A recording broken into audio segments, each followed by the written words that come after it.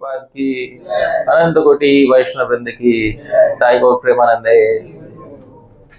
पंचभिः सह स्थातव्यम गंतव्यम पंचभिः सह वक्तव्यम न दुखम पंचभिः सह।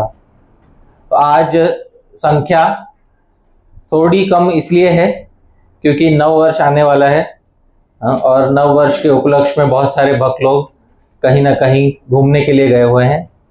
पर शास्त्रों में कहा गया है पंचभिः सह स्थातव्यम, यदि किसी एक स्थान में रहना है तो पंचभिः कम से कम कितने लोग होने चाहिए? 5।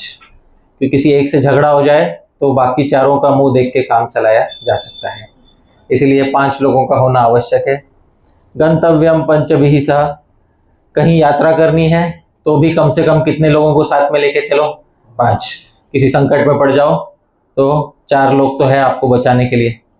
और पंचभिः सह वक्तव्यम, और यदि कोई प्रवचन देना हो तो कम से कम कितने लोग होने चाहिए? आज तो 25 से ऊपर है कि नहीं? तो ना दुखम पंचभिः सह, 5 हो तो भी कोई दुख नहीं है, यहाँ तो 25 से ऊपर है। मुझे बहुत सुख है आप आज सभी यहाँ पर उपस्थित हैं, आपका बहुत बहुत धन्यवाद।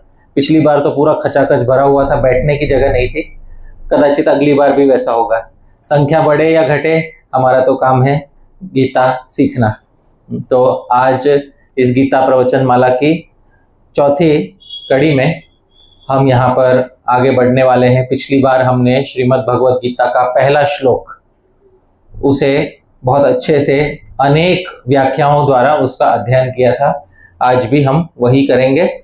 देखिए, हमारा भगवद गीता पढ़ने का मुख्य जो लक्ष्य है वो ये नहीं है कि हम बस अनेक अनेक टीकाओं को पढ़ के हमारे बुद्धि की खुजली को दूर करें। आप समझ रहे हैं, कुछ लोग इसलिए पढ़ाई करते हैं कि अपनी बुद्धि की खुजली दूर करने के लिए।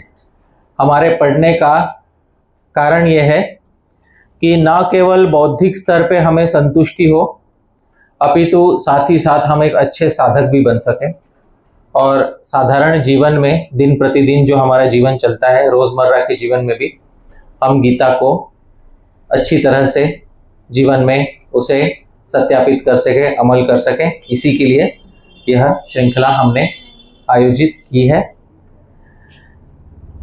पिछली बार जो पहला श्लोक था वह श्लोक आपके सामने कागज पे लिखा हुआ है, तो मैं उस श्लोक को फिर से पढ़ूंगा, आप मेरे पीछे पीछे गाइएगा। धृतराष्ट्र उवाच धर्मक्षेत्रे कुरुक्षेत्रे समवेतायुयुत्सवः मामकः पाण्डवाश्चैव किमकुर्वत संजय। तो पिछली बार हमने इसका विस्तार से इसकी व्याख्या देखी थी। इसका अनुवाद मैंने नीचे दिया हुआ है। धृतराष्ट्र बोले, हे संजय, धर्म भूमि कुरुक्षेत्र में एकत्रित युद्ध की इच्छा वाले मेरे और पांडु के पुत्रों ने क्या किया। तो यह हमने पिछली बार देखा था। एक दो चीजें इस श्लोक की बतानी रह गई थी और वो मैं आज यहाँ पर थोड़ा सा इसमें परिशिष्ट दे रहा हूँ, जो पिछले श्लोक का थोड़ा बताना रह गया था। श्रील प्रभुपाद जी अपने भगवद गीता की टीका में पहले श्लोक में कुछ बताते हैं, धर्म क्षेत्रे शब्द की व्याख्या करते हैं। धर्म क्षेत्रे का पिछली बार हमने अर्थ बताया था, धर्मस्य क्षेत्रे, धर्म का जो क्षेत्र है उसको क्या कहते हैं? धर्म क्षेत्र। तो धर्म क्षेत्र जो है यह कुरुक्षेत्र का विशेषण है और कुरुक्षेत्र का विशेषण होने के कारण यह समझ में आता है कि कुरुक्षेत्र ही धर्म क्षेत्र है। तो यह धर्म क्षेत्र शब्द जो है यह कुरुक्षेत्र का विशेषण है। कुरुक्षेत्र ही धर्म का क्षेत्र है। हमने पिछली बार बहुत अर्थ किए थे धर्म क्षेत्र के। एक अर्थ तो किया था धर्म का क्षेत्र जहाँ पे धार्मिक कार्य किए गए थे, तो उसको कहते हैं धर्म क्षेत्र। दूसरा, धर्म नाम साक्षात भगवान श्री कृष्ण का भी है, यह पिछली बार हमने देखा था। तो धर्म का अर्थ ही है श्री कृष्ण। क्या अर्थ है धर्म का? श्री कृष्ण। तो धर्म का क्षेत्र अर्थात किसका क्षेत्र? श्री कृष्ण का क्षेत्र। ये भी एक पिछली बार, जहां श्री कृष्ण इस युद्ध भूमि में किसके पक्ष में खड़े हैं? पांडवों के पक्ष में। तो पहले ही शब्द में पांडवों की विजय घोषित हो गई है कि नहीं? ध्वनित हो गई है, इनडायरेक्टली बोलते हैं जिसको, ध्वनित हो गई, पता चल गई धर्म क्षेत्र शब्द में ही, क्योंकि धर्म शब्द से ही भगवान जो है लक्षित होते हैं, इसीलिए धर्म का क्षेत्र अर्थात भगवान का क्षेत्र। धर्म का दूसरा अर्थ है युधिष्ठिर, क्योंकि धर्म पुत्रो युधिष्ठिर। युधिष्ठिर किसके पुत्र थे? धर्म के पुत्र थे, इसीलिए धर्म क्षेत्र का अर्थ यह है, ये पूरा का पूरा जो क्षेत्र है वो कौन से महाराज को का है? वो महाराज युधिष्ठिर का है कि नहीं? तो पहले ही शब्द में जिनका क्षेत्र है महाराज युधिष्ठिर का, उनके विषय में बता दिया गया। धर्म क्षेत्र मतलब महाराज युधिष्ठिर का ये क्षेत्र है। अब इसकी थोड़ी आध्यात्मिक व्याख्या भी करते हैं। आध्यात्मिक व्याख्या क्या होती है? कुछ ऐसी व्याख्याएं होती हैं जिसमें साधक के व्यक्तिगत जीवन के विषय में कुछ कुछ चीजें बताई जाती है, इसको आध्यात्मिक व्याख्या कहते हैं। तो श्रील प्रभुपाद जी धर्म क्षेत्र शब्द की व्याख्या करते हुए कुछ कहते हैं, मैंने नीचे हिंदी में बताया है, मैं पढ़ूंगा, आप सब देखिए। प्रभुपाद जी कहते हैं, जिस प्रकार धान के खेत से अनावश्यक पौधों को खरपतवार कहते हैं। क्या कहते हैं? खरपतवार। इसको अंग्रेजी में वीड कहते हैं। मतलब जो अपने आप उग जाते हैं, जिनका कोई मूल्य नहीं होता, उल्टा जो अच्छी फसल के बाधक बनते हैं, ऐसे जो उगने वाले पेड़ पौधे होते हैं, इनको क्या कहते हैं? खरपतवार कहते हैं। तो इनको उखाड़ कर बाहर कर दिया जाता है सबसे पहले। उसी प्रकार प्रारंभ से कुरुक्षेत्र के इस धर्म क्षेत्र में, जहां धर्म के पिता स्वयं श्री कृष्ण उपस्थित थे, वहां धृतराष्ट्र के पुत्र दुर्योधन जैसे अवांछित मतलब जो नहीं चाहिए हमको, ऐसे तत्वों का विनाश होगा और महाराज युधिष्ठिर के नेतृत्व में पूर्णतः धार्मिक व्यक्तियों को भगवान द्वारा स्थापित किया जाएगा। यहाँ पे प्रभुपाद जी ने पहले श्लोक के अपनी टीका में बताया था। तो इसमें क्या प्रभुपाद जी क्या कह रहे हैं? प्रभुपाद जी श्री विश्वनाथ चक्रवर्ती ठाकुर जी ने जो अपनी टीका में बताया है, उसी को उन्होंने अंग्रेजी में लिखा था। तो श्री विश्वनाथ चक्रवर्ती ठाकुर क्या लिखा है उन्होंने, वो नीचे बताया है। बोलते अत्र धर्म क्षेत्रे इति क्षेत्र पदेन। धर्म क्षेत्र में दो शब्द है। कौन से दो शब्द है? धर्म और क्षेत्र। क्षेत्र को हिंदी में खेत कहते हैं। क्या कहते हैं हिंदी में? खेत। क्षेत्र का हिंदी में एक अनुवाद क्या हो जाएगा? खेत। अब खेत में क्या काम होता है? खेती होती है। और खेती करने वाले को क्या कहते हैं? किसान। किसान शब्द का संस्कृत में अर्थ होता है, संस्कृत में होता है कृषक। क्या होता है? कृषक। वही कृष धातु से कृषक बनता है, कृष धातु से कृष्ण बनता है। अब समझ रहे हैं? कृष धातु से क्या बनता है? कृषक। और उसी कृष धातु से क्या बनता है? कृष्ण। तो श्री विश्वनाथ चक्रवर्ती ठाकुर बताते हैं, क्षेत्र पदेन धर्मस्य धर्म अवतारस्य सपरिकर युधिष्ठिरस्य धान्य स्थानीयत्वम्। तो ये खेत जो शब्द है, क्षेत्र शब्द से खेत की तुलना की जा सकती, खेत से तुलना की जा सकती है। और इस खेत में युधिष्ठिर और युधिष्ठिर के जो सारे परिकर हैं, युधिष्ठिर के जो साथी हैं, धान्य स्थानीयत्व, ये अच्छी फसल की तरह है। किसकी तरह है? ये अच्छी फसल। ये वो धान्य है जिसको बोना है अभी, पर बोने का काम कौन करता है? किसान। ठीक है, तो बोने का काम करता है किसान। आगे श्री विश्वनाथ चक्रवर्ती ठाकुर लिखते हैं, तत्पालकस्य श्री कृष्णस्य कृषि बल स्थानीयत्वम्। अब श्री कृष्ण जो है यहाँ पर किसान के स्थान पर है, उनमें कृषि बल है। तो कृष्ण यहाँ पे किसके स्थान में है? किसान। और पांडव इत्यादि किसके स्थान में है? अच्छी फसल। तो अच्छी फसल के स्थान में, धान्य के स्थान में कौन है? पांडव। किसान के स्थान में कौन है? कृष्ण। फिर आगे कहते हैं, कृष्ण कृत नाना विध सहायस्य जल सेतना सेतु बंधनादि स्थानीयत्वम्। तो कृष्ण जो इस युद्ध में अलग अलग सहायता करेंगे, कृष्ण क्या क्या सहायता करेंगे? पांडवों की बहुत सारी सहायता करेंगे। जैसे अर्जुन को जयद्रथ का वध करने में सहायता करेंगे, है कि नहीं?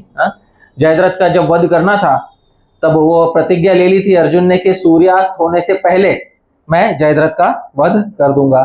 भगवान ने जानबूझकर सूर्यास्त ऐसे कर दिया कि जयद्रथ को लगा कि भाई सूर्यास्त हो गया, अब तो अर्जुन को अपना आत्महत्या करनी ही पड़ेगी, इसलिए जयद्रथ खुशी खुशी बाहर आ गया पूरे व्यूह से, और फिर अर्जुन ने बाहर आए हुए जयद्रथ का सहसा वध कर दिया। आप समझ रहे? ऐसे दूसरी बार कर्ण ने जो शक्ति चलाई थी, वो शक्ति पांडवों पे न जाकर वो शक्ति घटोत्कच पर जा गिरी। आप समझ रहे हैं? वो अमोघ शक्ति थी, इसीलिए इस प्रकार से भी भगवान श्री कृष्ण ने पांडवों की सहायता की।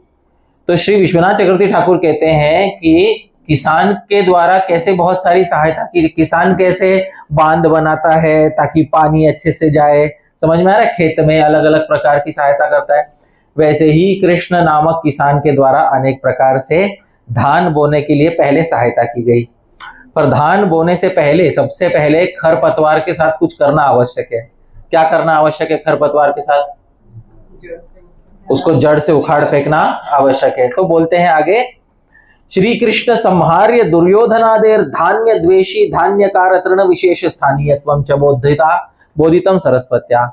तो सरस्वती देवी की कृपा से ये भी अर्थ निकलता है कि श्री कृष्ण के द्वारा मारने योग्य दुर्योधन है, और वो दुर्योधन आदि जो हैं वो उनकी तुलना किससे की जा सकती है? वो खरपतवार से तुलना, जो दिखते तो धान्य की तरह है पर वास्तव में धान्य के द्वेषी है। क्या है? धान्य के द्वेषी।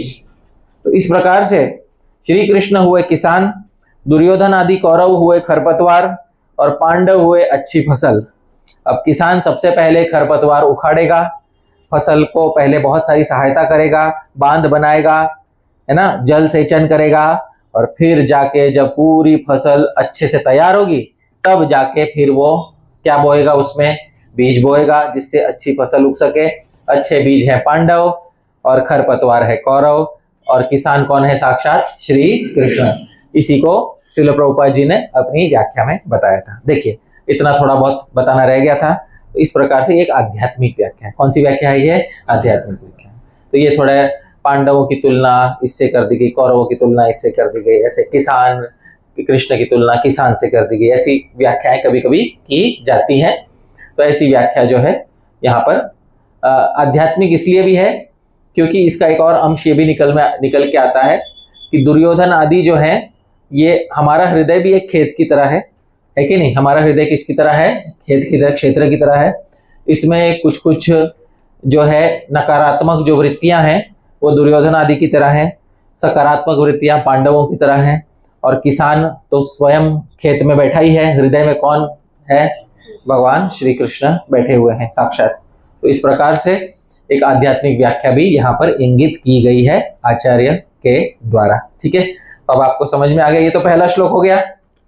चलिए अब आगे बढ़ते हैं।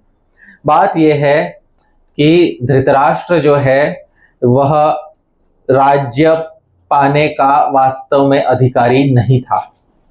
यद्यपि ये बात सत्य है कि धृतराष्ट्र और पांडु में ज्येष्ठ पुत्र कौन था? धृतराष्ट्र था। ज्येष्ठ पुत्र धृतराष्ट्र थे, तो इसीलिए राज्य पर अधिकार होना चाहिए था धृतराष्ट्र का। पर चूंकि धृतराष्ट्र जन्मांध थे, जन्मांध मतलब जन्म से क्या थे? वो अंधे थे, इसीलिए धृतराष्ट्र को राज्य प्राप्त न हो सका। इसी बात को महाभारत में कहते हैं, नीचे मेरे पीछे दोहराइएगा, अंधः कर्णहीनत्वान् न वै राजा पिता तब। महाभारत के श्लोक में भीष्म पितामह दुर्योधन से कहते हैं अंधः कर्णहीनत्वात्, अंधा होने के कारण और इंद्रियां न होने के कारण, देखने की इंद्रिय न होने के कारण, न वही राजा पिता तव, दुर्योधन तुम्हारे पिता ज्येष्ठ पुत्र होते हुए भी क्या नहीं बन सकते हैं? राजा नहीं बन सकते। तो इसीलिए महाराज पांडु ने क्या किया? राज्य अभिषेक तो धृतराष्ट्र का ही कराया। राज्य अभिषेक किसका कराया? धृतराष्ट्र। पर राज्य का कार्य स्वयं महाराज पांडु संभालते थे। तो इससे क्या हो गया कि ज्येष्ठ पुत्र को राज सिंहासन पर बिठाने की परंपरा का निर्वहन भी हो गया, और व्यावहारिकता में तो महाराज पांडु के द्वारा ही राज्य चलाया जा सकता था। इसलिए महाराज पांडु ने राज्य चलाया, पर महाराज धृतराष्ट्र का ही अभिषेक करवाया। अभिषेक महाराज धृतराष्ट्र का हुआ था। अब जब महाराज पांडु जो है वो अकाल मृत्यु को प्राप्त हुए, मतलब उनकी मृत्यु बहुत जल्दी हो गई। इसके बाद धृतराष्ट्र का अलग से कोई अभिषेक नहीं हुआ। आप समझ रहे हैं, वो अलग से अभिषेक इसलिए नहीं हुआ क्योंकि मूल रूप से पहले ही अभिषेक किसका हो चुका था? धृतराष्ट्र। जब पहले ही अभिषेक धृतराष्ट्र का हो चुका था, वो तो पहले ही राजा थे। अब बस महाराज पांडु की जगह भीष्म पितामह देखने लगे। आप समझ रहे हैं, महाराज पांडु के जाने के बाद सारा कार्यभार कौन देखने लगे? भीष्म पितामह, जब तक पांडव और कौरव बड़े नहीं हो जाते। अब जब पांडु स्वयं राज्य कर रहे थे तो धृतराष्ट्र का यह कर्तव्य था कि भाई जब महाराज पांडु के पुत्र बड़े हो जाएं तो उन्हें कम से कम राज्य दे दे, और यदि राज्य नहीं दे सकते तो कम से कम आधा राज्य दे दे। और आधा राज्य भी उन्होंने नहीं दिया। ये तो बहुत बड़ी धृष्टता हो गई, बहुत अन्याय और अत्याचार हुआ। किसके हाथों हुआ यह अन्याय और अत्याचार? धृतराष्ट्र के हाथों। ये बहुत अन्याय हुआ। मनुस्मृति में एक बात आती है, नीचे लिखा गया है, मेरे पीछे बोलिए। अनम शौक्लीब पतितौ जात्यंध बधिरौ तथा उन्मत्त जड़मूकाश्च ये चके चिन्निरिंद्रिया। तो कुछ ऐसे लोग होते हैं जिनको पिता की संपत्ति में बिल्कुल अंश नहीं मिलता, अनअंशौ। इनको पिता की संपत्ति में जरा भी हिस्सा नहीं मिलता, विरासत में कुछ नहीं मिलता। कौन कौन है? बोलते हैं क्लीब पतितौ। पहले जो क्लीब हो गया, नपुंसक हो गया, जो व्यक्ति नपुंसक हो गया उसको पिता की संपत्ति में अधिकार नहीं मिलता। अच्छा, इसका मतलब क्या? उसको घर से बाहर निकाल दें क्या? नहीं, इसका यह मतलब नहीं है।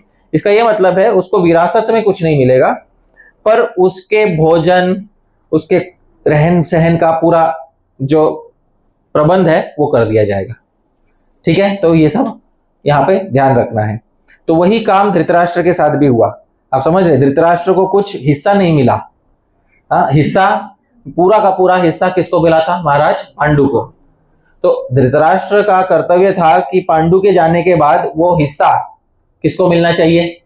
पांडवों को मिलना चाहिए, कम से कम आधा हिस्सा तो मिलना चाहिए। उसने वो भी नहीं किया। ये बात है।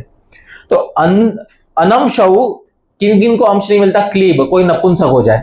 नपुंसक हो जाए मतलब पुरुष था लेकिन कुछ उससे कुछ गलती हो, कोई गलत दवाई खा लिया या कुछ कर लिया, नपुंसक हो गया। वो नपुंसक होने के कारण उसको कोई विरासत में कुछ नहीं मिलेगा। पतित हो, कोई पतित हो जाए मतलब वर्णाश्रम धर्म से पतित हो जाए, कुछ ऐसा काम कर बैठे जिससे समाज से बहिष्कृत हो जाए, उसको भी विरासत में हिस्सा नहीं मिलता। जाति अंध बधिरौ तथा, जन्म से जो अंधा और बहरा है। समझ में आ रहा है? इसमें धृतराष्ट्र जन्म से क्या है? अंधा है। इनको भी विरासत में हिस्सा नहीं मिलता क्योंकि संभालने लायक नहीं है ये लोग विरासत को। और उन्मत्त, जो पागल हो गया है, जड़, जो एकदम कुछ करने लायक नहीं है। आप समझ रहे हो, एक स्थान पे बैठा रहता है। और मूकाश्च, जो बोल नहीं सकता। और ये केचिन निरिंद्रिया, और जिसके हाथ या पैर कट गए हों। आप समझ रहे, इन सबको संपत्ति में, विरासत में कुछ नहीं मिलता। पर इन लोगों का विरासत में नहीं मिलता, इसका अर्थ ये नहीं है कि इनको घर से बाहर निकाल दिया जाए। इनके मतलब क्या कहते हैं, इनको जीव दया के नाम पर, इनको जब तक इनका जीवन है तब तक इनका पालन पोषण होना चाहिए, उसके बाद फिर आगे कुछ नहीं। ठीक है, तो ये यहाँ पर धृतराष्ट्र को जीव दया के नाम पर, जब तक धृतराष्ट्र की आयु थी तब तक धृतराष्ट्र को राज्य में उसका खाने पीने की व्यवस्था ये सब मिलनी चाहिए थी, होनी चाहिए थी। लेकिन धृतराष्ट्र के बाद वास्तविक जो अधिकारी थे वो थे महाराज पांडु, और महाराज पांडु के बाद वास्तविक अधिकारी कौन थे? पांडव।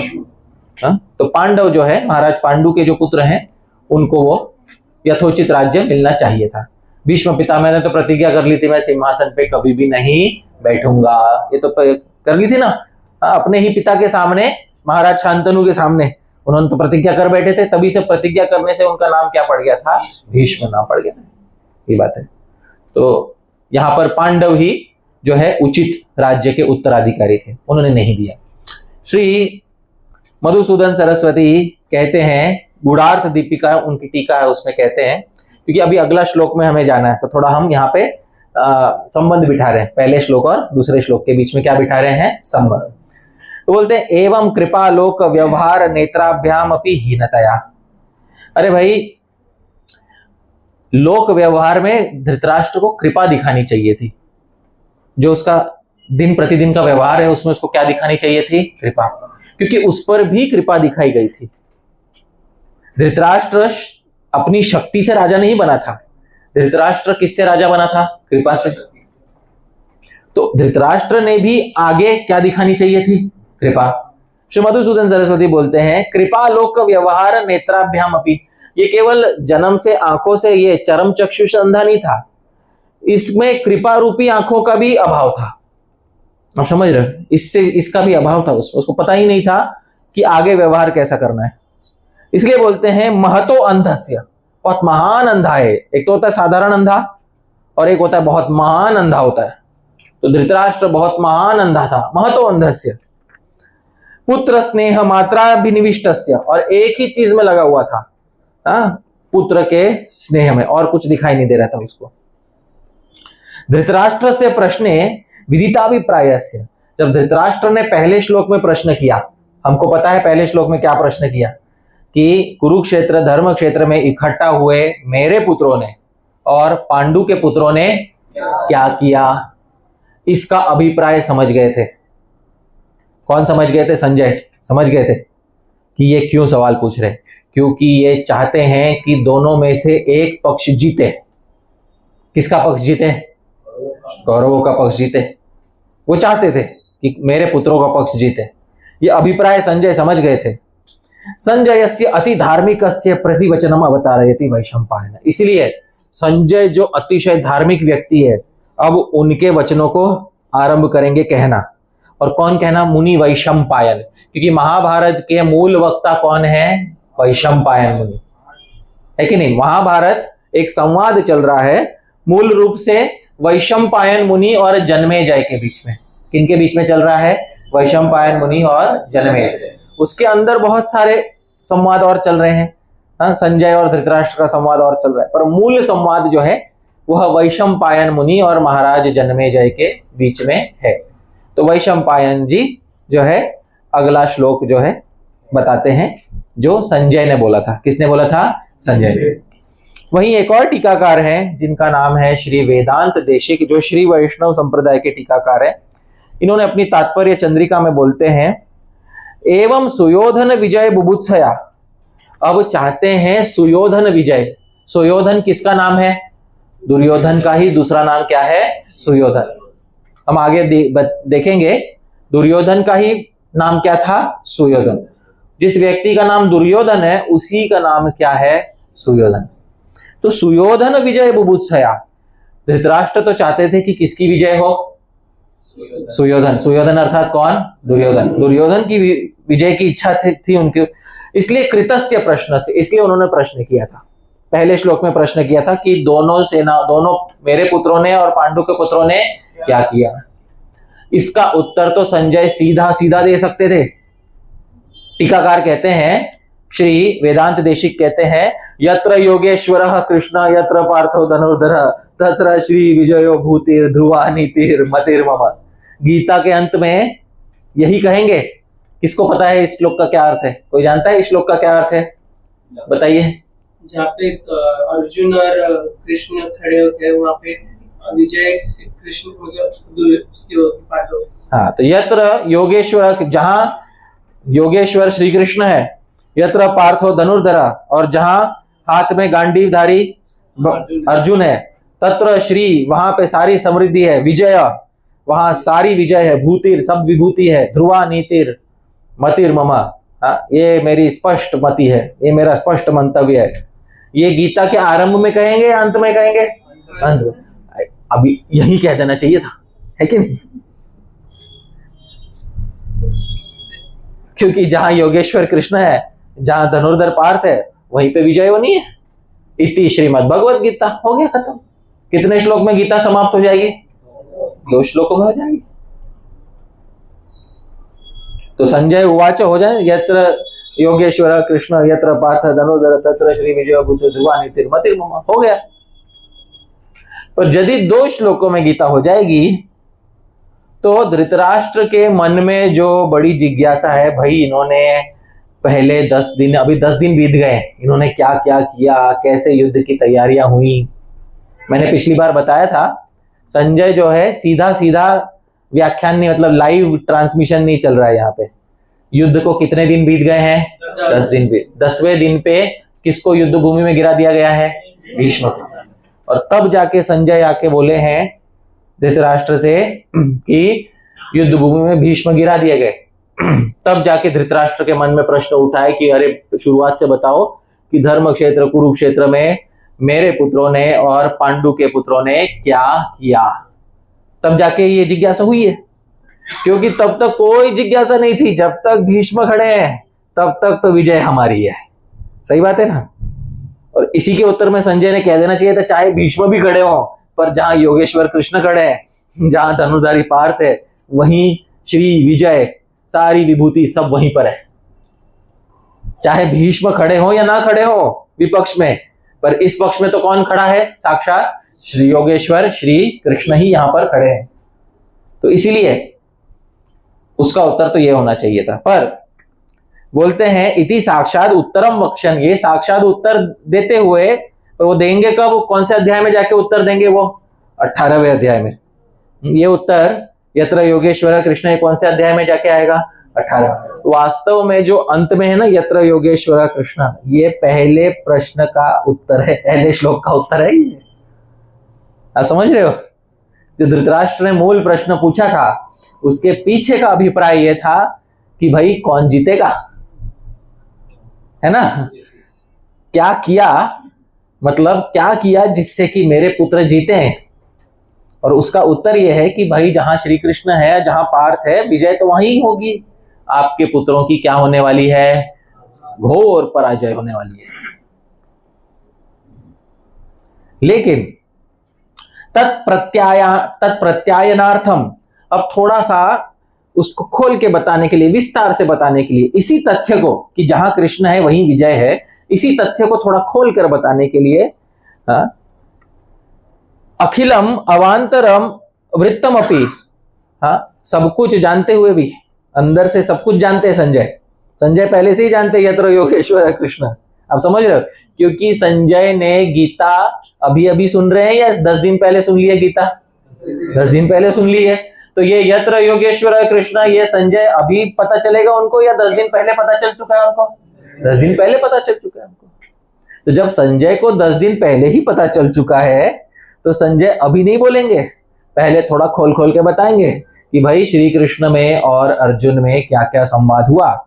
इसीलिए संजय उवाच, इसलिए बोलते हैं संजय उवाच कहकर अगले श्लोक का आरंभ करते हैं। ठीक है, अब मेरे पीछे कहिए दूसरा श्लोक आरंभ हो रहा है। ठीक है, संजय उवाच दृष्ट्वा तु पांडवानीकं व्यूढ़ं दुर्योधनस्तदा आचार्यमुपसंगम्य राजा वचनमब्रवीत्। अच्छा, अब इसमें संजय उवाच मतलब संजय बोले। ठीक है, क्या बोले? नीचे अन्वय कर दिया है। क्या कर दिया है? अन्वय। ठीक है, अब मैं संस्कृत पढ़ूंगा, आप उसका हिंदी बोलिएगा। आपको संस्कृत नहीं बोलना, आपको क्या बोलना है? हिंदी। ठीक है, मैं बोलूंगा, मेरे पीछे मेरे साथ हिंदी बोलिए। तदा राजा दुर्योधनः व्यूढ़ं पांडवानीकं दृष्ट्वा तु आचार्यम उपसंगम्य वचनम अब्रवीत। अभी इसी को, हिंदी को इसी क्रम से पढ़ लीजिए।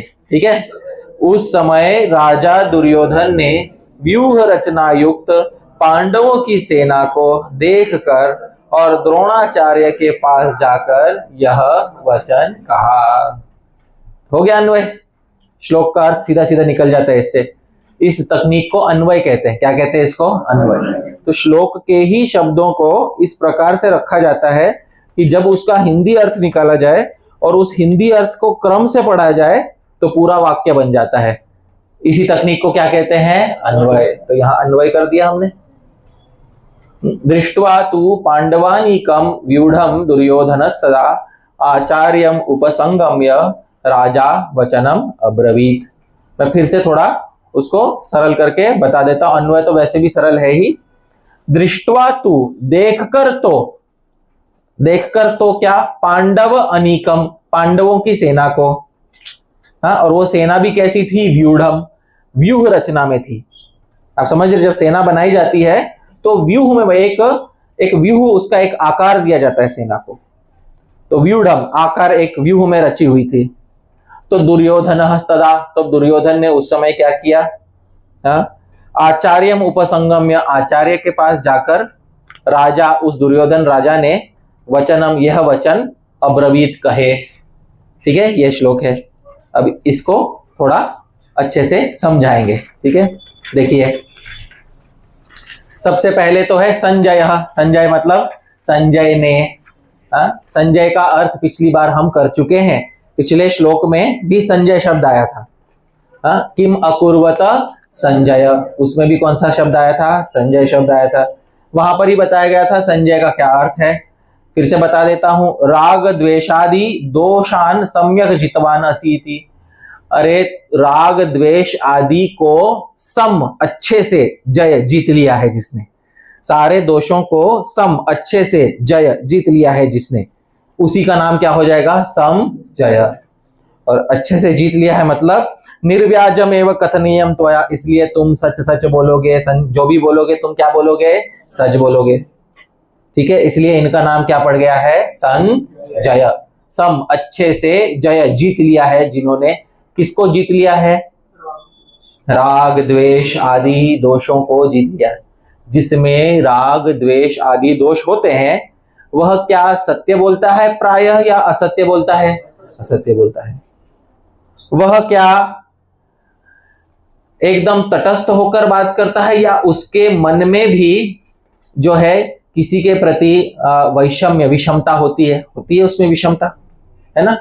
इसको अंग्रेजी में कहते हैं बायस। क्या कहते हैं इसको? बायस, पार्शियलिटी कहते हैं जिसको। पर जिसने अपने मन में राग द्वेष आदि दोष जीत लिए हो, वह विषमता से बोलेगा या समता से बोलेगा? समता, मतलब ठीक ठीक बोलेगा, किसी का पक्ष नहीं लेगा। इसलिए इसका नाम है समजय, अच्छे से इसने जीत लिया है। समझ में आ रहा है? दूसरा अर्थ भी बताया था पिछली बार। श्री व्यास देव जी की कृपा से इनको आशीर्वाद प्राप्त हुआ है कि भाई ये पूरा का पूरा युद्ध देख पाएंगे, इनको दिव्य चक्षु प्राप्त हुए हैं। इसलिए समजय, ये सभी को जीतने वाले हैं, मतलब ये सबसे ज्यादा श्रेष्ठ व्यक्ति है पूरे युद्ध भूमि में। क्योंकि पूरे युद्ध भूमि में जो किसी के पास नहीं है वो किसके पास है? संजय का। तो सम, अच्छे से, जय, जो सबसे ऊपर है, सबसे ऊंचा है, जो पूरे युद्ध को देख पा रहा है, उसी का नाम क्या पड़ गया है? संजय। ये बात है। तो ये अर्थ किए थे पिछली बार संजय के। तो संजय उवाच, उवाच मतलब बोले, बोले मतलब भूतकाल की घटना है। आप समझ रहे? उवाच शब्द जो है वच धातु से बनता है। वच धातु पाणिनि मुनि कहते हैं वच परिभाषण है। वच धातु होती है कुछ कहने में। आप समझ रहे? वच धातु किसमें होती है? कुछ कहने में। इसमें थोड़ा व्याकरण का बता रहा हूं, जिसको व्याकरण नहीं समझता कोई बात नहीं, थोड़ा सुन लीजिए बस। व्याकरण में लिट लकार होता है। लिट लकार पाणिनि मुनि कहते हैं परोक्ष लिट। परोक्ष भूत मतलब ऐसा भूतकाल, हाँ, जो हमने नहीं देखा हो, उसको क्या कहते हैं? परोक्ष भूत। तो संजय उवाच, जैसे मैंने बोला, महाभारत मूल रूप से वैशंपायन मुनि बोल रहे हैं। कौन बोल रहे हैं? वैशंपायन मुनि।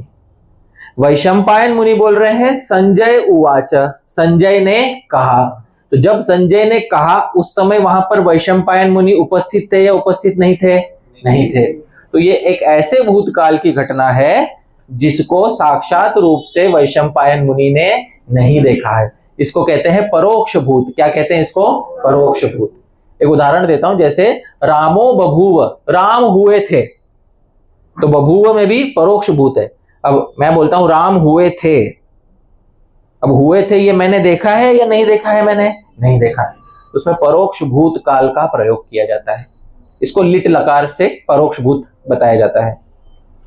ठीक है, तो उवाच संजय बोले, ये वैशंपायन मुनि लिख रहे हैं, तो वैशंपायन मुनि ने साक्षात नहीं देखा था, इसलिए परोक्ष भूतकाल का प्रयोग कर रहे हैं, प्रथम पुरुष एक वचन। उवाच संजय जी बोले, ठीक है, क्या बोले? अच्छा, दृष्टवा, हाँ देख कर। अच्छा, देखने की क्रिया किसने की थी?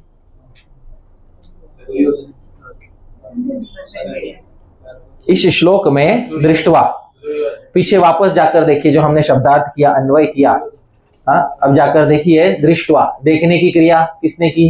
दुर्योधन ने।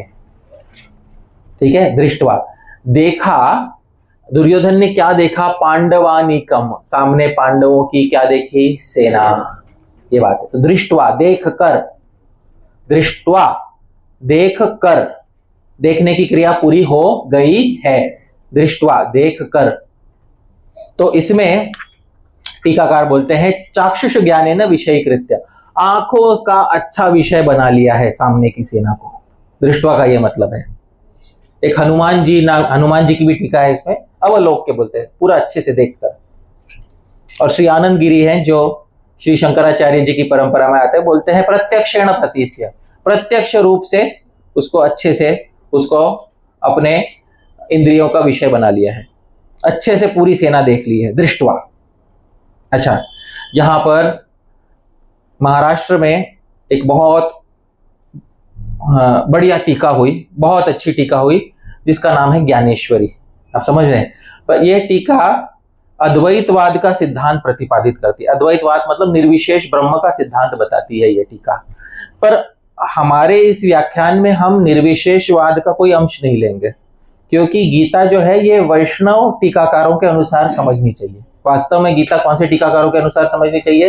वैष्णव टीकाकारों के अनुसार समझनी। पर अन्य अन्य टीकाओं में भी जो अंश ग्रहण करने लायक है, आप समझ रहे हैं, हाँ? उस अंश को, जो वैष्णव सिद्धांत का विरोधी नहीं है, उस अंश को ग्रहण करके मैं यहाँ पर इसलिए बता रहा हूं ताकि हम अलग अलग दृष्टिकोण से देख सकें।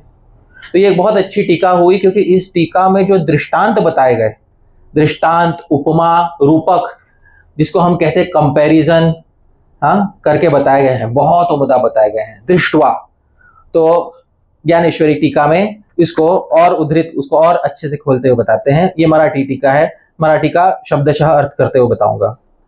तिये वेळी तो संजय बोले, मणे पांडव सैन्य उचलले, जैसे महाप्रलय पसरले कृतांत मुख। तिये वेळी तो संजय बोले, उस समय कौन बोला? संजय बोला। क्या बोले? संजय बोले, मणे पांडव सैन्य उचलले, बोले पांडव सेना सामने से उमड़ गई, उमड़ आई। ये दुर्योधन को दिख रहा है, सामने से पांडव सेना क्या हुई? उमड़ आई। फिर क्या हुआ? जैसे महाप्रलय पसरले, जैसे महाप्रलय के समय फैलने लगता है कृतांत मुख, मृत्यु का मुख जैसे महाप्रलय के समय खुलने लगता है, ऐसा दिखा जैसे कि महाप्रलय आने वाली है सामने की सेना को देखकर। आप समझ रहे? दृष्टांत दे रहे हैं। महाभारत में भी ये बताया है, दोनों सेनाओं को देखकर ऐसा लगता था जैसे महाप्रलय आने वाली है। आप समझ रहे? महाभारत के ही दृष्टांत को उन्होंने यहाँ पर और खोलकर बताया है। तैसे ते घन दाट उठावले एक वाट, जैसे उसड़ले कालकूट धरी कवण। तैसे ते घन दाट, इतनी घनी सेना थी, इतनी बड़ी सेना थी। उठावले एक वाट, जैसे उसड़ले कालकूट, जैसे ऐसा लगा कि जैसे कालकूट विष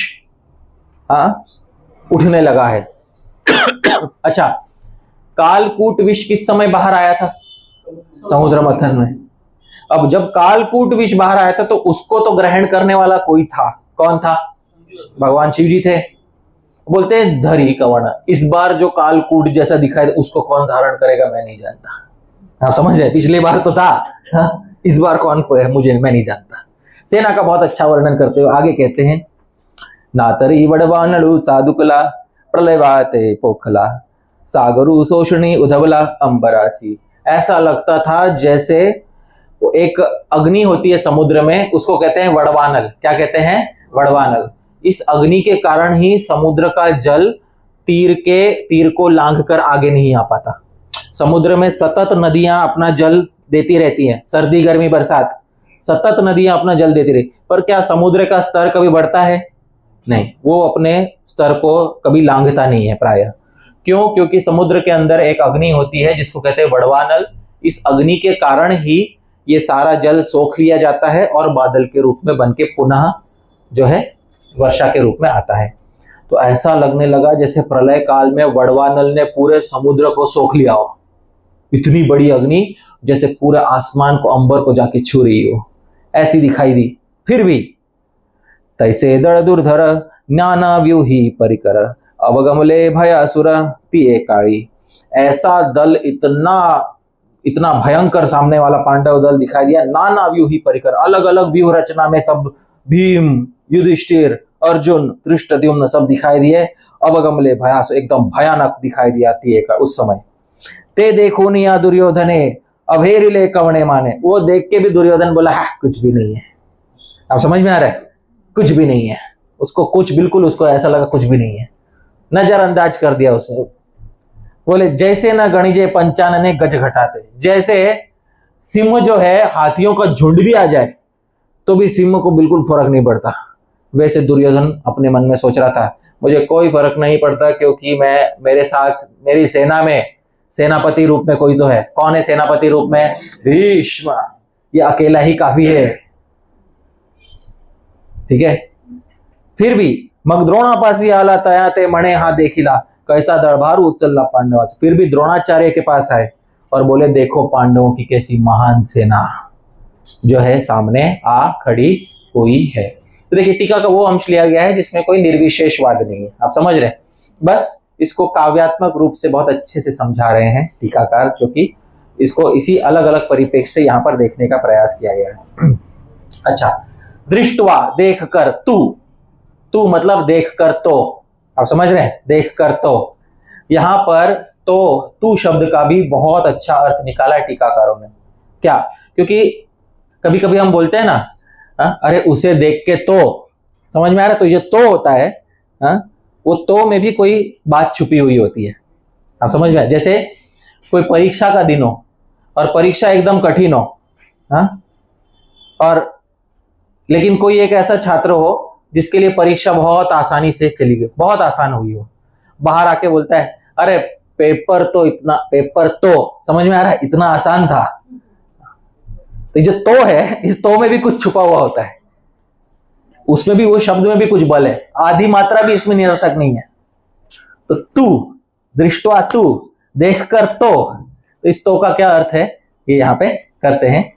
टीकाकार बोलते हैं तत्र पांडवानां दृष्ट भय संभावना भी नास्ति अदृष्ट भयम तु भ्रांत्यार्जुनस्य उत्पन्नम भगवतोपशमतम इति पांडवानां उत्कर्षस्तु शब्देन द्योत्यते।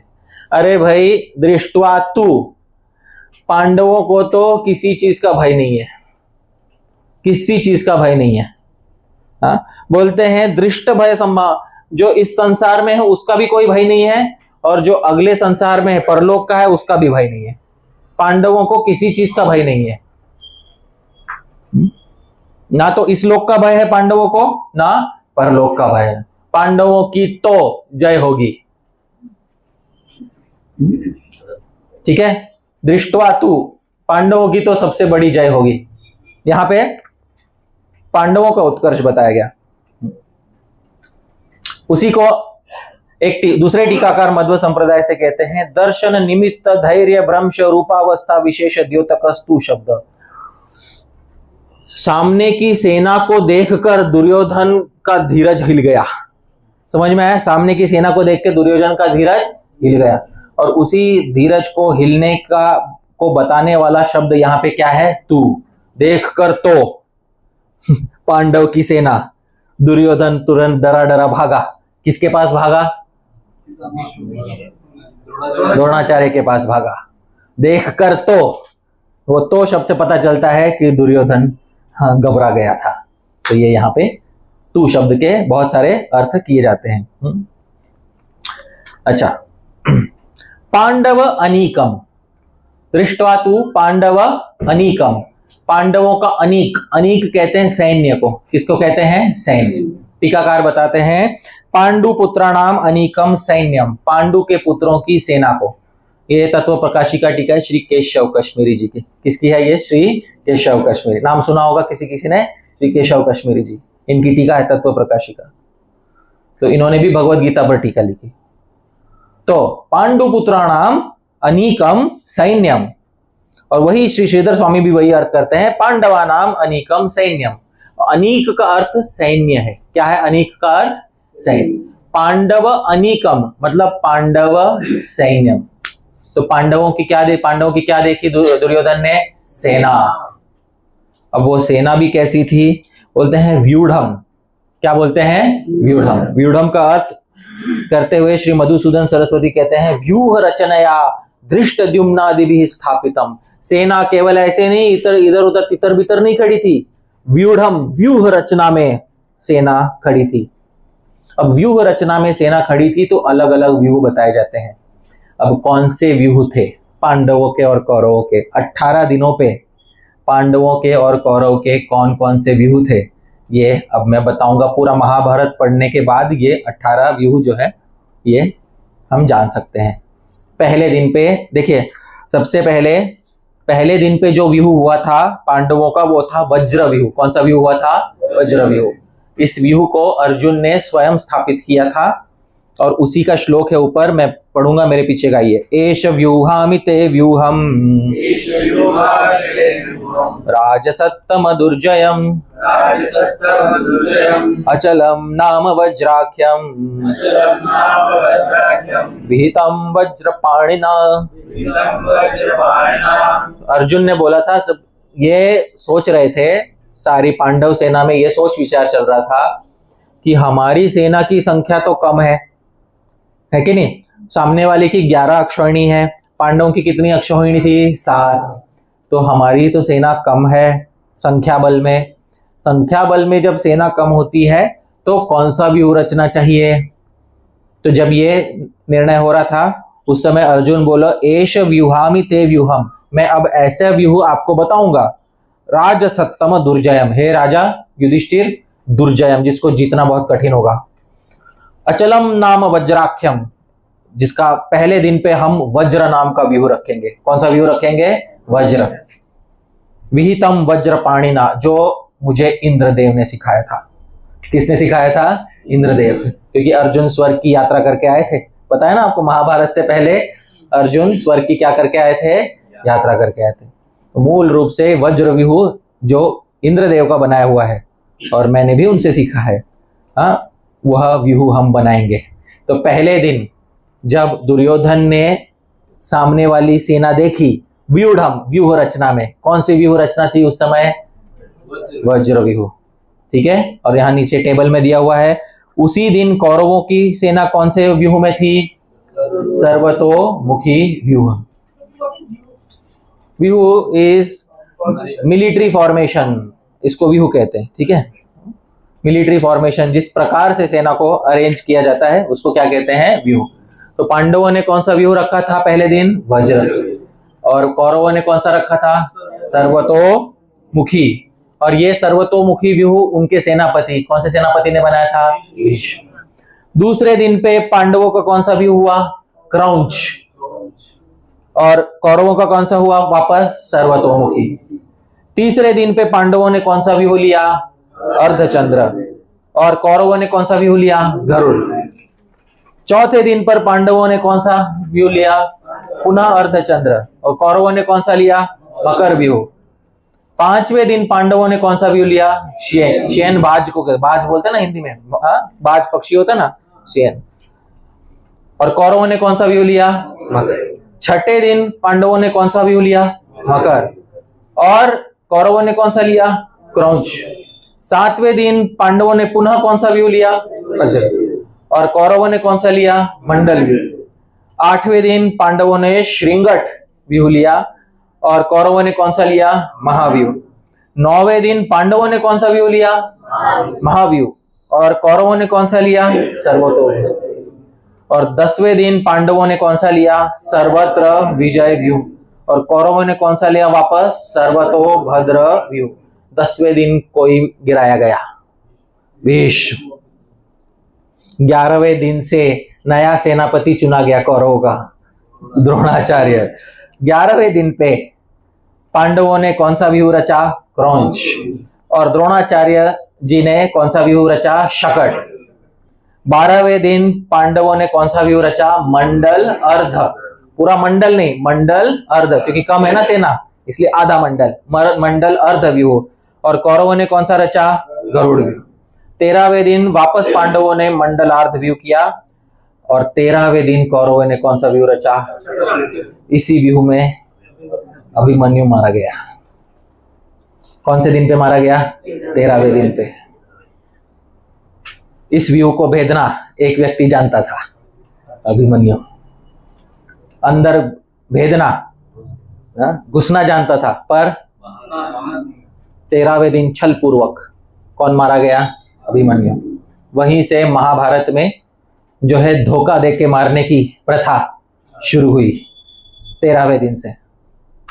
ठीक है, अब तक द्रोणाचार्य मारे नहीं गए, द्रोणाचार्य को धोखे से मारा जाएगा, क्योंकि 13वें दिन किसी को धोखे से मारा गया। किसको मारा गया धोखे से? अभिमन्यु को, चक्रव्यूह में। 14वें दिन वापस पांडवों ने मंडलार्ध व्यूह बनाया और चक्रव्यूह का नाम खराब हो गया था तब तक, इसलिए द्रोणाचार्य ने वापस से कौन सा व्यू बनाया? शकट व्यू। फिर 15वें दिन अर्धचंद्र व्यू पांडवों का, कौरवों का कौन सा व्यू था? शकट व्यू। इस दिन द्रोणाचार्य को मार गिराया गया, झूठ बोलकर मारा गया। अश्वत्थामा मर गया है, ये झूठ बोलकर द्रोणाचार्य समाधि में बैठ गए। तब धृष्टद्युम्न ने तलवार उठाकर द्रोणाचार्य का सर धड़ से अलग कर दिया। ये इस दिन हुआ था। और जब तक द्रोणाचार्य जीवित थे तब तक कर्ण बोलता रहा कि मुझे सेनापति बनाओ, लेकिन तू सूत पुत्र है तू सेनापति नहीं बन सकता।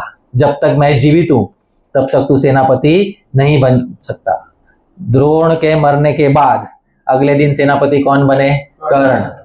और कर्ण ने जब पांडवों ने 16वें दिन अर्धचंद्र व्यूह बनाया, तब कर्ण के सेनापति होने पर कौरवों ने कौन सा व्यू बनाया? मकर व्यू। 17वें दिन पांडवों ने अनुपम व्यू बनाया, कौरवों ने फिर कौन सा व्यू बनाया? मकर व्यू। और इस दिन कर्ण का रथ का पहिया जमीन में फंस गया 17वें दिन। और उस दिन पुनः छल से अर्जुन ने किसका वध किया? कर्ण का वध किया। अब आखिरी दिन पर मामा शल्य को, जो कि पांडवों के कौन थे? मामा थे, पर धोखे से जो है दुर्योधन ने उनको अपने पक्ष में कर लिया था। अच्छे आतिथ्य करके और फिर बहुत अच्छा उनके मेहमान नवाजी करके, फिर जब शल्य जी ने पूछा ये मैं आपके लिए क्या कर सकता हूं, तब दुर्योधन सामने आके बोला ये तो मेरा आतिथ्य था, अब आपने पूछ ही लिया है तो आप मेरी तरफ से युद्ध कर सकते। तो शल्य बोले नहीं नहीं नहीं, मैं तो पांडवों की तरफ से युद्ध करने आया था, मैं माद्री का भाई हूं। किसका भाई हूं मैं? माद्री का भाई हूं। माद्री किसकी माता थी? नकुल सहदेव की माता थी। नकुल सहदेव के मामा लगते थे शल्य, लेकिन वही शल्य मजबूर हुए धोखे से किसके पक्ष में युद्ध करने के लिए? कौरवों के, दुर्योधन के पक्ष में। इसी शल्य को अंतिम दिन में बागडोर दी गई कि अब जितने बच्चे खुचे हैं अब तुम ही बनो सेनापति। इन्हीं शल्य ने आखिरी दिन में सर्वतोभद्र व्यू बनाया था और पांडवों ने पुनः 18वें दिन कौन सा व्यू बनाया था? अनुपम व्यू। इस दिन शकुनी मारे गया, दुशासन मारा गया, बाकी सारे कौरवों के पुत्र केवल एक बच गया। कौन बच गया? दुर्योधन बच गया, बाकी सारे मारे गए। और दुर्योधन, अश्वत्थामा, कृपाचार्य ये मुख्य बच गए। दुर्योधन भाग खड़ा हुआ, सरोवर में जा छुपा। पांडवों ने ललकारा, दुर्योधन को बाहर निकाला। भीम और दुर्योधन का युद्ध हुआ, गदा युद्ध। भीम ने छल पूर्वक दुर्योधन की जंघा पर गदा मार के दुर्योधन का पूरा जो है उसकी लीला समाप्त की। इस प्रकार 18वें दिन युद्ध समाप्त हुआ। आप समझ रहे हैं, सारे व्यूह जितने जितने रचे गए महाभारत के अनुसार ये सब आपके सामने है। दृष्टवा तु पांडव अनीकम, पांडवों की सेना पर ऐसी नहीं था, व्यूढ़म। व्यूढ़म मतलब व्यूह रचना में थी। पहले दिन कौन से व्यूह का रचना की गई थी? वज्र। वज्र देखने में कैसे होता है? जिसने देखा होगा, त्रिशूल में तो 3 होते हैं, वज्र में बहुत सारे ऐसे नुकीले उसके नोक होते हैं और उन नोकों पे मुख्य मुख्य जो है महारथियों को भीम, हाँ, युधिष्ठिर इत्यादि को मुख्य मुख्य स्थानों पर रखा गया था। यह देखकर ही अभेद है वो समझ में आ गया था, क्योंकि वज्र की जो नोक होती है, पहले नोक भेदनी पड़ेगी आपको, वो नोक ही भेदी नहीं जाएगी। समझ में आ रहा है? और जो मुख्य नोक थी वज्र की, उस पे भीम था, और वो भीम प्रतिज्ञा करके बैठा था कि मैं तो इन 100 के 100 का रक्त देखने वाला हूं। समझ में आ रहा है? और खास दुशासन का तो पीने वाला हूं। समझ, ऐसा वो भीम वज्र की मुख्य नोक पर बैठा हुआ था। ये देखकर दुर्योधन तुरंत किसी के पास भाग खड़ा हुआ। किसके पास भाग खड़ा हुआ? द्रोणाचार्य के पास। व्यूढ़म दुर्योधन तदा। दुर्योधन नाम क्या है इसका? दुर्योधन। टीकाकार श्री वेंकटनाथ बोलते हैं दुखम योधनम अस्य, मतलब इससे लड़ना, मतलब किसको न्योता देना है? दुख को न्योता देना। इसलिए इसका नाम हो गया दुह योधन। समझ में आ रहा है? दुह और योधन मिला के क्या हो जाएगा? दुर्योधन। देखिए नाम का भी सार्थकता है, इससे युद्ध करना जो है दुख का कारण है, इसीलिए इसका नाम क्या है? दुर्योधन। पर मैंने बोला था इसका एक दूसरा नाम भी है। दूसरा नाम क्या है इसका? सुयोधन। सुयोधन का अर्थ क्या होता है? सुखेन युध्यते असौ, ये तो सुख से युद्ध करता है। ये खुद किससे युद्ध करता है? सुख से। तो सुखेन, सुयोधन, सुख से, जो स्वयं सुख से युद्ध करता है उसका नाम क्या हो जाएगा? सुयोधन। पर इसके साथ युद्ध करने वाले को महान दुख होता है, इसलिए भी इसका नाम क्या है? दुर्योधन। ये दो नाम है इसके। तो दुर्योधन नाम और सुयोधन नाम दोनों बता दिए। तदा, उस समय, उस समय मतलब धर्म युद्ध उपस्थित हो। श्री पुरुषोत्तम जी पुष्टि मार्ग के टीकाकार बोलते हैं जब धर्म युद्ध उपस्थित हो गया उस समय आचार्यम, आचार्य के पास गए। किसके पास गए? आचार्य। आचार्य कौन है? श्री आनंद गिरी समझाते हैं द्रोण नामानम, उनका नाम क्या है आचार्य का? द्रोण। आत्मनः शिक्षितारम, जो उसके खुद के शिक्षक थे, जो दुर्योधन के क्या थे? शिक्षक थे। रक्षितारम च, और केवल शिक्षक ही नहीं थे, साथ ही साथ इस समय उसके रक्षक भी थे। श्लाघयन, उनकी प्रशंसा करते हुए उनके पास जा पहुंचा, चाटुकारिता करने के लिए मानो उनके पास जा पहुंचा। देखिए बात यह है, द्रोणाचार्य इस समय सेना के सेनापति नहीं है। पहले दिन पे सेनापति कौन था सेना का? भीष्मदेव थे। तो जब भीष्मदेव थे तो दुर्योधन को किसके पास जाना चाहिए था? भीष्म के पास जाना चाहिए था। लेकिन दुर्योधन भीष्म पितामह के पास न जाकर किसके पास चला गया? द्रोणाचार्य के पास। द्रोणाचार्य के पास क्यों गया? जाना चाहिए था किसके पास? भीष्म पितामह के पास। चले गए किसके पास? द्रोणाचार्य के पास। इसके पीछे अनेक कारण है। पहली बात, पहला कारण यह है कि द्रोणाचार्य के पास जाके द्रोणाचार्य को जतलाना चाहते थे कि देखो सामने जो सेना है ना, उसका जो सेनापति है ना, वो कौन है पता है? धृष्टद्युम्न। पांडवों की सेना का सेनापति कौन थे? धृष्टद्युम्न। तो सामने की सेना का सेनापति है धृष्टद्युम्न, और ये धृष्टद्युम्न उसी यज्ञ की अग्नि से द्रुपद द्वारा पैदा किया गया है, इस मंशा से पैदा किया गया है कि तुम्हारा वध कर सके। उसके जीने की वजह एक ही है धृष्टद्युम्न की। क्या है उसके जीने की वजह? आपको मारना। और आप इतने भोले ब्राह्मण हो कि आपने उसको अपना चेला बना लिया और उसको युद्ध की विद्या भी सिखा दी। अब वो युद्ध की विद्या सीख के भस्मासुर की तरह आपके ही सामने आ खड़ा हुआ है। समझ में आ रहा है? पता है ना भस्मासुर कौन था? शिव जी से वरदान प्राप्त करके किसके सामने आ खड़ा हुआ? शिव जी के सामने। तो भस्मासुर की तरह ये भी आप ही से विद्या प्राप्त करके धृष्टद्युम्न आप ही के सामने आ खड़ा हुआ है। वाहरे गुरु और वाहरे चेला, है कि नहीं? गुरु गुड़ हो गया तो चेला चीनी हो गया। समझ में? हिंदी में कहावत है।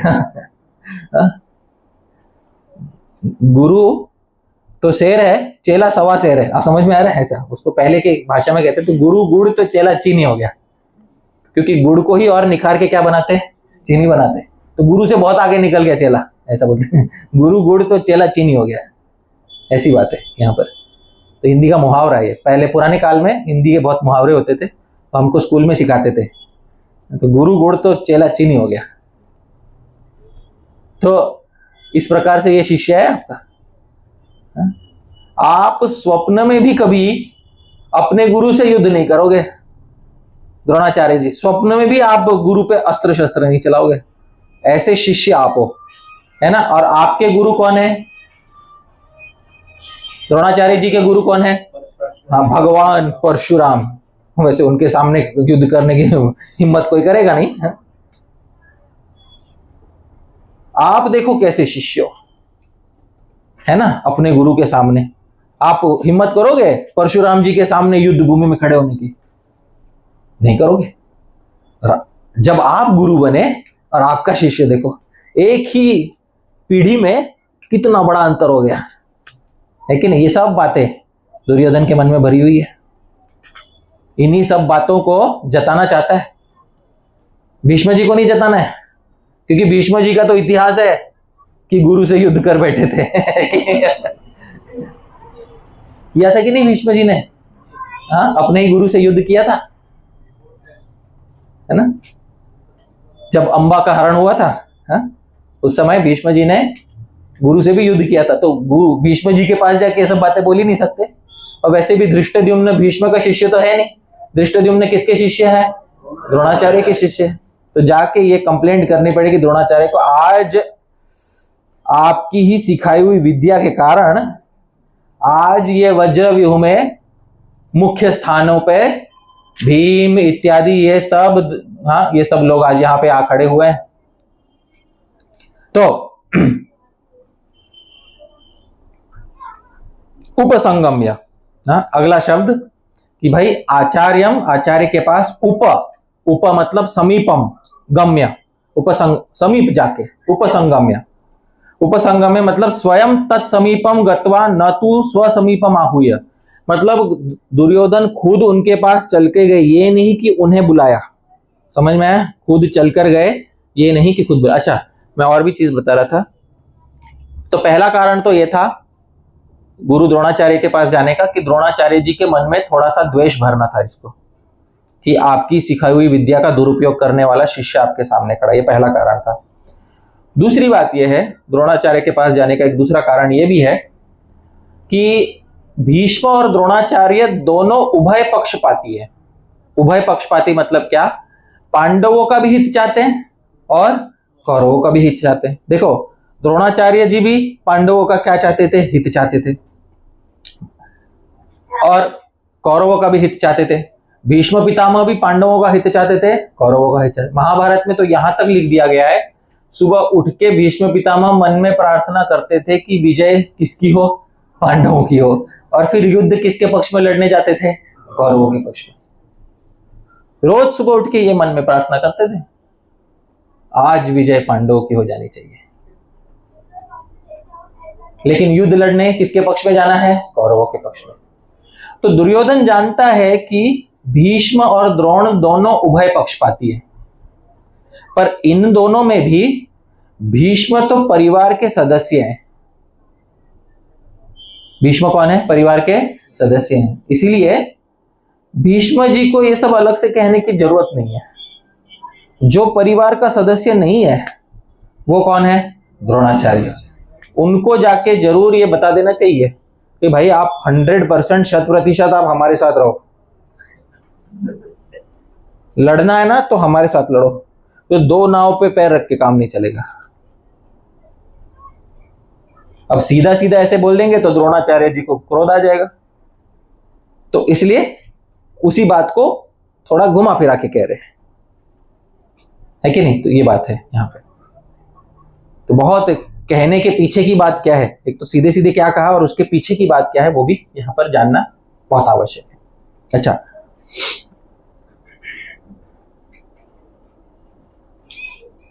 श्री बलदेव विद्याभूषण जी यहां टीका करते हुए बहुत अच्छी टीका करते, बोलते हैं अत्र स्वयं आचार्य सन्निधि गमनेन।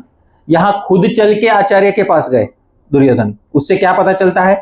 पांडव सैन्य प्रभाव दर्शन हेतुकम तस्य अंतर्भयम गुरु गौरवेण तदंतिकम स्वयं आगतवान अस्मि इति भय संगोपनम च व्यज्यते। तो जब उसने देखा पांडवों की सेनाओं को, पांडव की सेना को, वो सेना के प्रभाव से अंदर भय प्रकट हो गया दुर्योधन के। क्या प्रकट हो गया? भय। क्योंकि कौन से व्यूह में रची हुई थी वो? वज्रव्यूह में। और गुरु गौरवेण तदंतिकम स्वयं आगतवान, और फिर खुद होके गुरु के पास चला आया, इससे वो भय दबाने की कोशिश कर रहा है। समझ में आ रहा है? हाँ? तो अपना भय दबाने के लिए, क्योंकि खुद अकेला खड़ा रहेगा तो उसको भय उसको चुभता रहेगा, इसलिए किसी गुरु के पास चला गया भय दबाने के लिए, इसीलिए गुरु के पास वह चला गया। ये बात है। अब यहां पर हाँ, टीकाकार और भी बहुत सारे टीकाकार और भी यहां पर ये बताते हैं। एक बात ये बताते हैं कि दुर्योधन खुद चलकर गया द्रोणाचार्य जी के पास, और ये बात धृतराष्ट्र नहीं देख पाया। ये बात किसने देखी थी? संजय ने देखी थी। ये बात धृतराष्ट्र को बता रहे हैं, धृतराष्ट्र तुम नहीं देख पाओगे, मैं तो देख रहा हूं, तुम वैसे भी अंधे हो, तुम नहीं देख पाओगे, तुम्हारे पुत्र का भय तुमसे नहीं देखा जाएगा। पर मैं बता देता हूं, तुम्हारा पुत्र पहले ही दूसरे ही श्लोक में तुम्हारा पुत्र भय खा के बैठा हुआ है।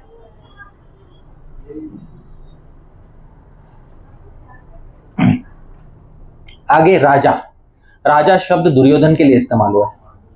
हाँ? किसके लिए हुआ है? दुर्योधन के लिए। राजा, दुर्योधन को राजा क्यों कहा गया है यहां पे? क्योंकि वर्तमान समय में पांडवों राजा नहीं है। वर्तमान समय में राजा कौन है? दुर्योधन। अरे नहीं, गलत बात है। वर्तमान समय में तो राजा धृतराष्ट्र है। समझ में आ रहा है? धृतराष्ट्र जिंदा है या मर गया है? इस समय जिंदा है। तो वर्तमान समय का राजा कौन है? पर वो तो केवल नाम का राजा है। अब समझ रहे हैं? वो तो हाथी के उस दांत की तरह है जो दिखाने का कुछ और होता है, खाने का कुछ और होता है। वो तो दिखाने का दांत है। असली में राज्य कौन चला रहा है पीछे से? दुर्योधन। युद्ध किसके कारण हो रहा है? धृतराष्ट्र के कारण हो रहा है या दुर्योधन के कारण हो रहा है? तो इसलिए राजा तो वो है। यहां पे श्री वेंकटनाथ जी टीका करते हुए कहते हैं, राजा इति अनेन राज्ञ एव ईदृशी दशा चेत किम अन्येषाम इति सूचितम। राजा बोल के यहां बताया गया है, जब शुरुआत में राजा की ये दशा हो गई कि वो घबरा के चला गया, बाकियों का क्या कहना? समझ में आ रहा है? हाँ? जब राजा की ये दशा है कि घबरा के चला गया, वो किसके पास चला गया? वो द्रोणाचार्य के पास। बाकियों की क्या, बाकी साधारण सैनिकों की क्या दशा हुई रहेगी पांडवों की सेना देख के? ये बात यहां बताई गई है। राजा वचनम, हाँ, दुर्योधन ने क्या बोले? वचन बोले। क्या बोले दुर्योधन ने? वचन। श्रीधर स्वामी कहते हैं वक्ष्यमाणम। वक्ष्यमाणम मतलब जो आगे के श्लोकों में बताए जाएंगे। दुर्योधन के वचन कहां बताए जाएंगे? आगे के। केवल वचन बोले ये कह के नहीं चलेगा, कौन से वचन बोले? तो श्रीधर स्वामी कहते हैं वक्ष्यमाणम, जो आगे बताए जाएंगे। अब्रवीत, अब्रवीत मतलब उवाच, दुर्योधन ने ये वचन बोले। अब क्या वचन बोले ये तो आज नहीं बोलेंगे हम। समझ में आ रहा है? आज यहीं पे हम थोड़ा अल्प विराम लेते हैं, क्योंकि यहाँ पर बहुत अच्छे हमारा दुर्योधन की तरफ से भी पूरा का पूरा जो है रंगमंच तैयार हो गया है। दुर्योधन चला गया है द्रोणाचार्य जी के समक्ष, और द्रोणाचार्य जी के समक्ष जाके आगे बोलने वाला है। वो उनको बताने वाला है, देखिए आपके जो शिष्य है उसकी वजह से और आपके सिखाए हुए शिष्य की वजह से आज हम किस भारी मुसीबत में पड़ गए हैं। ये बात है। तो इससे हमें एक और बात समझ में आती है, दुर्योधन के मन का पहला भाव जो है भगवत गीता में, दुर्योधन के मन का पहला भाव भय है। क्या है दुर्योधन के मन का पहला भाव? भय। जबकि अर्जुन की जब बात आएगी तो अर्जुन के मन का पहला भाव भय नहीं होगा। अर्जुन की जब बात आएगी तब ये होगा, अर्जुन पहले भगवान को बोलेंगे, भगवान सेनयोर भयोर मध्य, दोनों सेनाओं के बीच में मेरा रथ स्थापित कीजिए। यावदेता निरीक्षेहम योद्धुका मानव स्थितम। कौन कौन लोग हैं जो यहाँ युद्ध करने आए हैं, मैं देखना चाहता हूं। समझ में आ रहा है? जबकि अर्जुन को भी सेना दिखाई दे रही है, पर अर्जुन और करीब जाना चाहता है, दोनों सेनाओं के बीच में खड़ा होना चाहता है। जबकि दुर्योधन पहले भाग के किसके पास जाना चाहता है? द्रोणाचार्य। दुर्योधन के मन में क्या भरा हुआ है? भय। अर्जुन के मन में उत्साह है। क्यों उत्साह है? क्योंकि अर्जुन धर्म के पक्ष में है और अर्जुन के साथ साक्षात कौन है? धर्म, श्री कृष्ण है। जबकि दुर्योधन के मन में धर्म है या अधर्म है? अधर्म है। और दुर्योधन इस बात को जानता है कि मेरे मन में क्या है? अधर्म है। अब इससे हमें ये बात, इस श्लोक से हमें ये बात सीखने मिलती है कि जिस व्यक्ति के मन में जिस समय अधर्म घुस जाता है, उसी समय उस व्यक्ति के मन में अधर्म अपने साथ एक और चीज लेकर घुसता है, भय। आप समझ रहे हैं? जिस समय जिस व्यक्ति के मन में जिस भी प्रकार का अधर्म प्रविष्ट हो जाता है, उसी समय अधर्म अपने साथ अपने नजदीकी साथी को लेकर घुसता है। और वो नजदीकी साथी क्या है? भय। क्योंकि अगर दुर्योधन ने न्याय पूर्वक पांडवों का वनवास समाप्त होने के बाद अगर न्याय पूर्वक आधा राज्य दे दिया होता और आधा राज्य देने के बाद भी पांडव आतताई बनकर अगर बोलते कि नहीं हमें तो पूरा चाहिए इसलिए युद्ध करो, तब दुर्योधन के पक्ष में धर्म होता या अधर्म होता? धर्म होता। और पांडवों के पक्ष में क्या होता? अधर्म होता। तब भाई किसको लगना चाहिए था? पांडवों को। लेकिन आज भाई किसको लगा हुआ है? दुर्योधन को। तो जो लोग संसार में अधर्म के बल पर जीते हैं और जो लोग संसार में अधर्म करते हैं, उन लोगों के मन में सबसे पहली प्रतिष्ठा अभय की नहीं होती है। प्रतिष्ठा किसकी होती है? भय की प्रतिष्ठा होती है। और जिसके मन में भय की प्रतिष्ठा होती है, वह व्यक्ति इस लोक में भी सुखी नहीं रह पाता और परलोक में तो उसका निश्चित उसकी बड़ी हानि होनी है। निश्चित उसकी बड़ी हानि होनी है। मान लो आज अगर कोई व्यक्ति आए मंदिर में और इस मंशा से आए कि मैं मंदिर में कुछ चोरी करूंगा, आप समझ रहे हैं? आएगा तो सबसे पहले सुखपूर्वक बैठेगा या भयपूर्वक बैठेगा? पहले यहां वहां देखेगा ना। यहां वहां क्यों देखेगा? पकड़ा ना जाऊं। चोरी करने से पहले, चोरी करते समय और चोरी करने के बाद सब जगह देखेगा। और मान लो कुछ छोटी चीज चुरा कर भाग भी जाए तो भी कुछ दिन तक छुपा हुआ रहेगा, वापस मंदिर नहीं आएगा दर्शन करने के लिए। क्यों नहीं आएगा? भय। ये बात है। अधर्म ये काम कराता है। आपके संसार के किसी भी संबंध में, मैत्री के संबंध में, चाहे माता पिता और संतान के संबंध में, चाहे पति पत्नी के संबंध में, चाहे व्यावहारिक जो बिजनेस के संबंध होते हैं, जहां अधर्म प्रविष्ट हो जाता है वहां क्या प्रविष्ट हो जाता है? भय। मानो संतान है, पुत्र या पुत्री है, माता पिता से झूठ बोल दिया है कि नहीं? झूठ बोल दिया, कहीं झूठ बोलकर कहीं चला गया। अब जब तक वो वापस नहीं आएगा लौट के, तब तक उसके मन में क्या रहेगा? भय। लौट के आने के बाद भी पकड़ा ना जाऊं, उसका क्या रहेगा? भय। ये बात है। तो किसी भी संबंध में हमें एक चीज को रखना चाहिए, सबसे पहले हमें धर्म रखना चाहिए। और धर्म है कि सत्यम वद धर्मम चर, सच बोलो, धर्म के मार्ग पर चलो। और जो नहीं चलता वो दुर्योधन की तरह।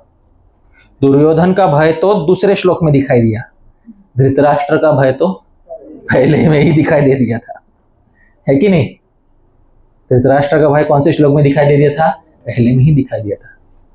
क्योंकि धृतराष्ट्र के मन में भी क्या है? भय। क्यों है? अधर्म है। धृतराष्ट्र भी जानता है मैंने जो किया है वो क्या है? अधर्म है। और अधर्मी के मन का सच्चा साथी होता है भय, और धार्मिक व्यक्ति के मन का सच्चा साथी होता है अभय। दुनिया में कहीं भी घूम सकता है, उसे किसी बात की कोई चिंता नहीं है। इस प्रकार होके जीवन यापन करना चाहिए, अन्यथा दुर्योधन की तरह ये लोग भी खराब कर बैठेंगे और परलोक भी खराब कर देंगे। क्योंकि सच बात बोलता हूं, छल कपट से कुछ कर लिया, छल कपट से इसको आज छल दिया, उसको उससे कल 10 रुपया मार लिया, उससे 50 रुपया मार लिया।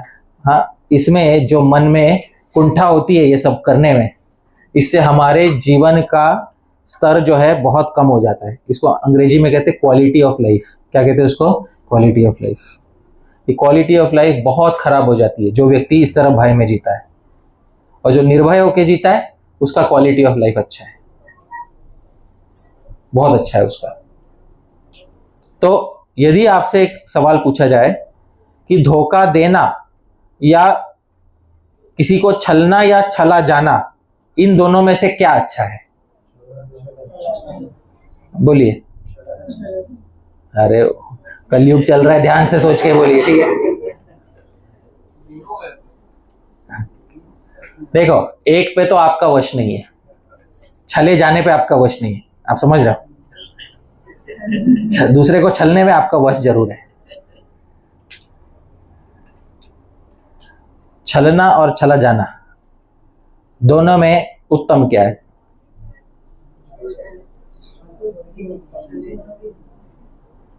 सोच के उत्तर दीजिए।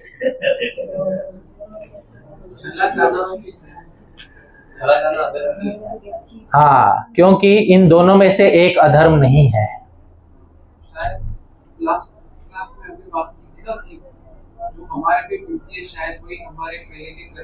सही बात है,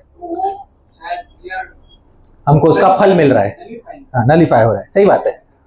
तो जब हम छले जाते हैं किसी और के द्वारा, तब हमारे धर्म की हानि होती है क्या? नहीं। पर जब हम किसी दूसरे को छलते हैं तब हमारे धर्म की हानि होती है क्या? हाँ।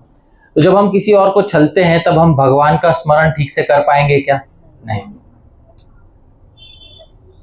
किंतु यदि कोई और छल दे, थोड़ा समय दुख होगा, लेकिन उस दुख में भी क्या हम भगवान का स्मरण कर सकते हैं क्या? शुद्ध चित्त से कर सकते हैं? हाँ, कर सकते हैं। तो भगवान की भक्ति के दृष्टिकोण से देखा जाए तो छलना और छला जाना, इन दोनों में से उत्तम क्या है? ये बात है। इसका ये मतलब नहीं है कि आप आप बाहर जाके लोगों से बोलो ये छल देना वाला, ऐसा इसका ये अर्थ नहीं है। तो यदि पता है कि कोई छल रहा है तो उस वक्त सतर्क होके, एक बार इसलिए मैंने बोला, यदि पता है कि कोई छल रहा है तब तो आप उसका निराकरण करोगे ही, सही बात है। पर कुछ कुछ छलावे ऐसे होते हैं कि आपका बस ही नहीं चलता, उसकी बात कर रहा हूं मैं, है कि नहीं?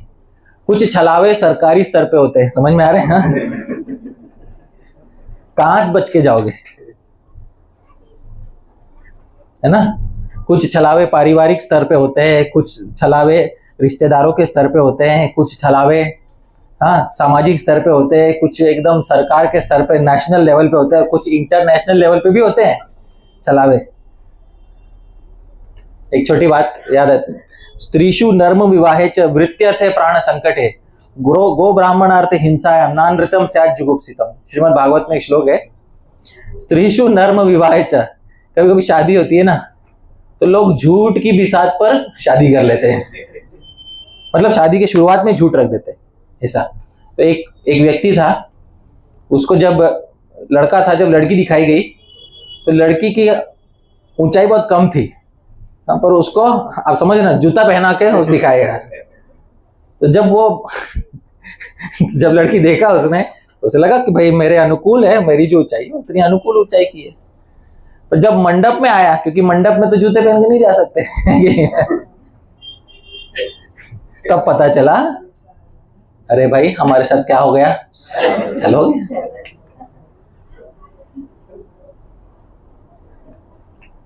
शास्त्र में बोला जाता है कि विवाह के ऐसी बातों में, विवाह में जो छल होता है ना, उसको भी इतना बुरा नहीं माना जाता, समझ में आ रहा है? उसको इतना बुरा नहीं माना जाता। तो कुछ लोग ऐसे होते हैं ना जिनका कहीं भी विवाह नहीं हो रहा है ना तो उनका विवाह, हाँ, तो उनका विवाह कैसे करना पड़ेगा? छल से ही करना पड़ेगा, ऐसा है। एक और आए थे, मैं अभी एक और देखा मैंने, एक भक्त थे जो थोड़ा दूर रहते हैं, वो उन्होंने बोला कि मेरा विवाह इससे तय होने वाला है, ये स्त्री है। मैंने कहा अच्छा, क्या क्या ज्योतिषी दिखाओ। तो देखा तो उसमें लिखा हुआ है स्त्री को कोई मंगल दोष नहीं है, ऐसे लिखा है। मैं सामने से क्यों लिख रहे हैं स्त्री को मंगल दोष नहीं है कि नहीं? हाँ, तो जरा कुंडली निकालो, कुंडली निकाल के देखो, स्त्री को पक्का मंगल दोष था। आप समझ में आया? अरे यार, तो बायोडेटा में लिखा हुआ है मंगल दोष नहीं है। अब सामने से कौन लिखेगा? जो होता है ना, मैं चोर नहीं हूं, समझ में आ रहा है ना? ऐसे लोग बोलते। तो ये वाली बात है। तो वो देख के मेरा माथा ठनक गया थोड़ा सा, है कि भाई ऐसा क्यों बोल रहे हैं? क्योंकि जिसको नहीं होता है वो बोलता है हाँ चेक कर लो, नहीं है। आप समझ? हाँ, जो सामने से बोल देता है नहीं है, इसका मतलब कुछ तो हाँ यहाँ पे कुछ घपला है यहाँ पे, तो वो देखना पड़ेगा क्या है। तब मैंने बताया देखो भाई, एक काम करो, आप पूछो सामने वाले से कि लड़की को मंगल का दोष है या नहीं है, और देखो क्या उत्तर मिलता है। तो भाई फिर आप समझ, गोलमोल उत्तर मिलते हैं, हाँ है पर बहुत थोड़ा है। समझ में आ रहा है? हाँ, ऐसा वाला गोलमोल। तो ये सब ऐसे बहुत बार छलावे होते हैं, और कुछ छलावे आप पकड़ पाते हो, कुछ आप छलावे नहीं पकड़ पाते हो। जैसे मैंने पहला उदाहरण दिया था, है ना, वो मंडप में पता चला कि हाइट क्या है, थोड़ी सी कम है, तो ऐसा कभी कभी होता है ऐसा। तो जब छलना और छला जाना दोनों में उत्तम क्या है? ये बात है, क्योंकि उसमें आपका धर्म अक्षुण्ण रहता है। क्या रहता है? आपका धर्म अक्षुण्ण रहता है। इस प्रकार से हमें समझना है। ठीक है, आज के इस सत्र को यहीं पे हम अल्प विराम देंगे। अगली बार देखेंगे दुर्योधन के राग द्वेष से भरे हुए वचन, है ना, क्या क्या है, हम अगली बार देखेंगे। बहुत बहुत धन्यवाद आप सबका। यदत्र स्खलितम किंचित विद्वांसः पूरयन्तु तत्, यदत्र सौष्ठवम किंचित तद्गुरोरेव मे नहीं। यदत्र स्खलितम किंचित, बोलते समय कुछ गलत हो गया हो, कहीं फिसल गया हो, विद्वांसः, आप सभी विद्वान हो, पूरयन्तु तब, उसको ठीक कर लीजिएगा।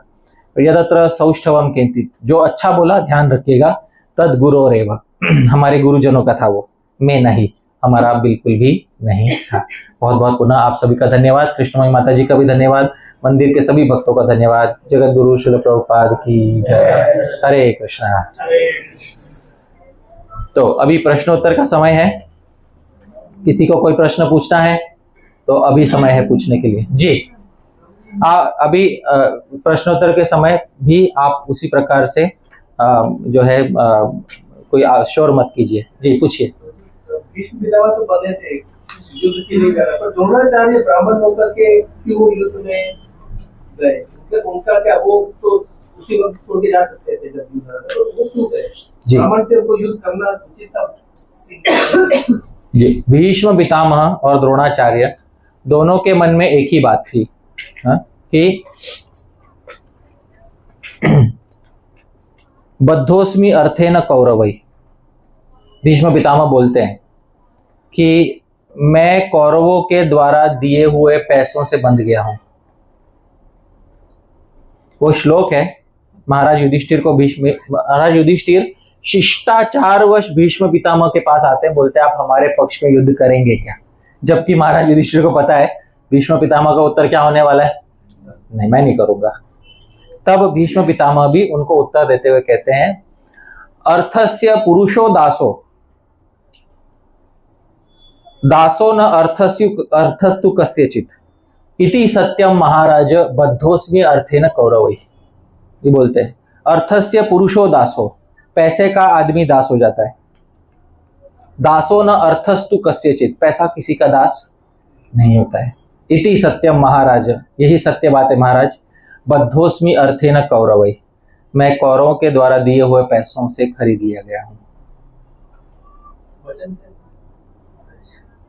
आज मेरा जो मेंटेनेंस है, जो अन्न मैं खा रहा हूं, जिस महल में रह रहा हूं, जो वस्त्र पहन रहा हूं, जो सुविधाओं का लाभ उठा रहा हूं, वो किसके धन की दी हुई है?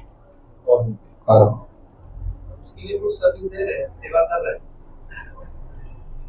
भीष्म पितामह जो सेवा कर रहे हैं और उन्हें जो मिल रहा है, भीष्म पितामह जो मिल रहा है उसको आप समझ रहे, सर्विस के बदले में मिलता है, सब बात सही है। ये आज का लॉजिक है कि तुमने पैसा दिया तो सब मिट गया। पहले के लोग नमक हरामी में विश्वास रखते, समझ में आया? एक अलग उसके साथ भी एक और चीज होती है जिसको नमक हरामी कहते हैं, कि भाई भले ही मैं इससे पैसा ले रहा हूं पर फिर भी केवल हमारा पैसे का संबंध नहीं है। आश्रयदाता कौन है यहाँ पे? हाँ, किसने आश्रय दिया है भीष्म को? आश्रय किसके आश्रय में है? कौरवों के आश्रय में है कि नहीं? और प्रतिज्ञा भी तो ली थी ना पिताजी के सामने, महाराज शांतनु के सामने, कि जब तक जीवित रहूंगा ना हस्तिनापुर के छत्र छाया में रहूंगा और हस्तिनापुर की सुरक्षा करूंगा। किसके आश्रय में है भीष्म पितामह? हस्तिनापुर के। इसलिए बोले नमक हरामी नहीं करूंगा। आजकल के लोग वैसा नहीं सोचते। आज पूरा आज युग अलग आ गया, पैसा दिया, काम किया, एकदम खत्म, हिसाब किताब पैसा वाला है। आज वैसा वाला हिसाब है। हाँ, तो द्रोणाचार्य की भी वही मान, राज्य आश्रय मिलता है पंडितों को। आप समझ रहे हैं ना, राज्य आश्रय मिला है, केवल धन नहीं दिया है। कुलगुरु भी उसी कृपाचार्य भी इसलिए वहीं से लड़ रहे थे। कुलगुरु और शस्त्रों के गुरु और पितामह तीनों नमक खा के बैठे हैं धृतराष्ट्र का। धृतराष्ट्र से बैर नहीं लेंगे, ये बात है। ठीक है जी। विदुर भी उनका पास में थे। हाँ, तो वो कैसे धार्मिक बन गया और उनका कुछ तो उन्होंने किया नहीं। हाँ, विदुर जो है, विदुर भी डिफरेंट कैरेक्टर। हाँ, तो विदुर जो है वो भी आश्रित थे। किसके आश्रित थे? वो कौरवों के आश्रित थे। पर विदुर के साथ एक बहुत बड़ा सौभाग्य हो गया। दुर्योधन ने देश निकाला दे दिया उसने। दासी पुत्र कह के बोल दिया निकल जाए यहां से। समझ में आ रहा है? जब दासी पुत्र कह के बोल दिया कि तू निकल जाए यहां से, तब उनको बहुत अच्छा मौका मिल गया, क्योंकि यही मौका है, नहीं तो युद्ध में मुझे किसी काम में लगा देंगे ये लोग। तो विदुर जी ने अपना धनुष टांग दिया दरवाजे पे। श्रीमद् भागवत में वर्णन आता है, विदुर जी ने धनुष टांग दिया दरवाजे पे, और जो निकले तीर्थ यात्रा पे तो तब तक वापस नहीं आए जब तक कि ये पूरा खत्म नहीं हो गया। अब कौन ढूंढते बैठेगा विदुर जी को? कहाँ गए विदुर जी, कहाँ गए विदुर जी, कहाँ गए? समझे? कोई ढूंढेगा नहीं, है ना। तो विदुर जी अपना एकदम मस्ती में पूरा मैत्रेय मुनि के पास गए और बहुत खूब अच्छे से उन्होंने श्रीमद् भागवत सुनी। तो ये विदुर जी के साथ तो बहुत कभी कभी क्या होता है ना, दुख में बड़ा अवसर आ जाता है ना। तो ये दुख का अवसर था, दुख में आया हुआ अवसर था। ये बात है, बहुत खूब लाभ उठाया उन्होंने। ऐसा है। तो ये उत्तर है प्रश्न का आपके। ठीक है। और एक बिजनेसमैन है, दो पार्टनर है, तो एक ने छल किया और दूसरे ने दूसरे को नुकसान बहुत हुआ जी। अब दूसरे को पता चला इसने छल किया, दूसरे ने उसके साथ भी फिर छल किया, दोनों का सेम हो गया। दोनों की पाप ट्रैवल हो रही है कि कैंसिल हो रही है? हाँ। पाप इक्वल टू पाप हो गया। अच्छा, हाँ वही। अरे वाह, तो बहुत अच्छा प्रश्न है प्रभु जी।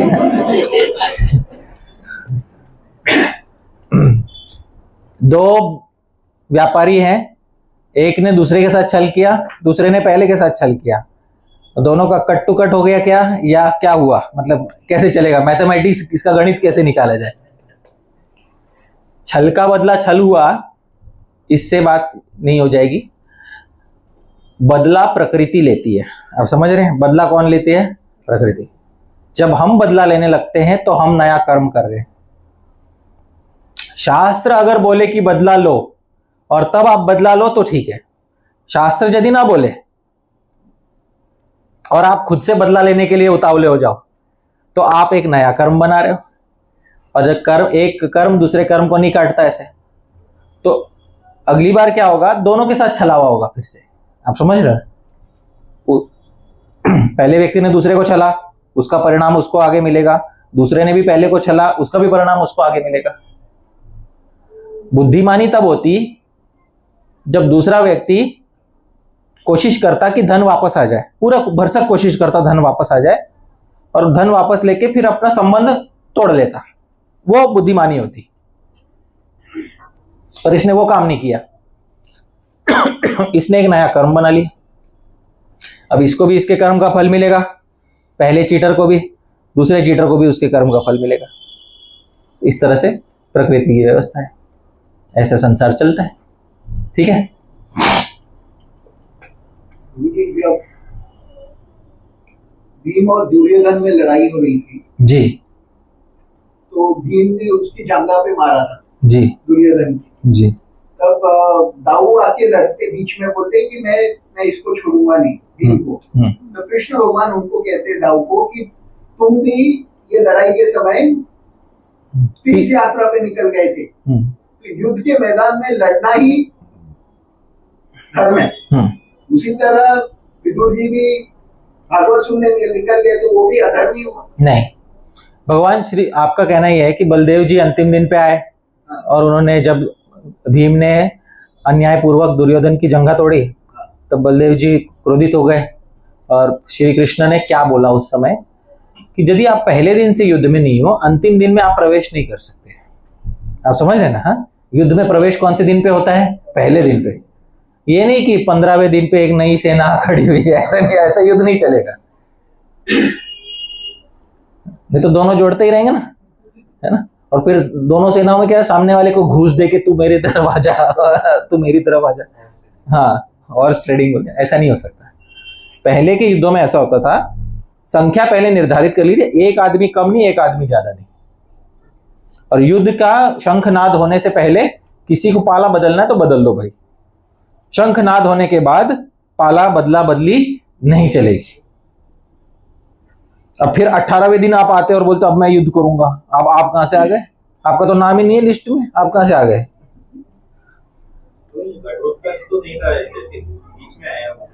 हाँ हाँ, जब अन्याय होने लगा, दोनों तरफ से होने लगा, आप समझ रहे हो ना? जब अन्याय होने लगा, दोनों तरफ से होने लगा। ऐसा नहीं कि घटोत्कच नहीं था, पांडवों के सभी पुत्र बाय डिफॉल्ट उसमें शामिल थे। घटोत्कच ने यह नहीं बोला था कि मैं युद्ध नहीं करूंगा, बलदेव जी तो ये बोले थे कि मैं युद्ध नहीं करूंगा। समझ में आ रहा है? आप समझ रहे हैं बलदेव जी क्या बोले थे? उनको ऐसा नहीं था कि उनको युद्ध करने का अवसर नहीं दिया गया था, दिया गया था उनको, पर बलदेव जी क्या बोले थे? मैं नहीं करूंगा। फिर 18वें दिन में आके क्या बोलते? मैं करूंगा। ये कैसे होगा भाई? ये नहीं हो सकता। घटोत्कच ने, पांडवों के सभी पुत्रों ने बोला था आवश्यकता पड़ने पर हम युद्ध करेंगे।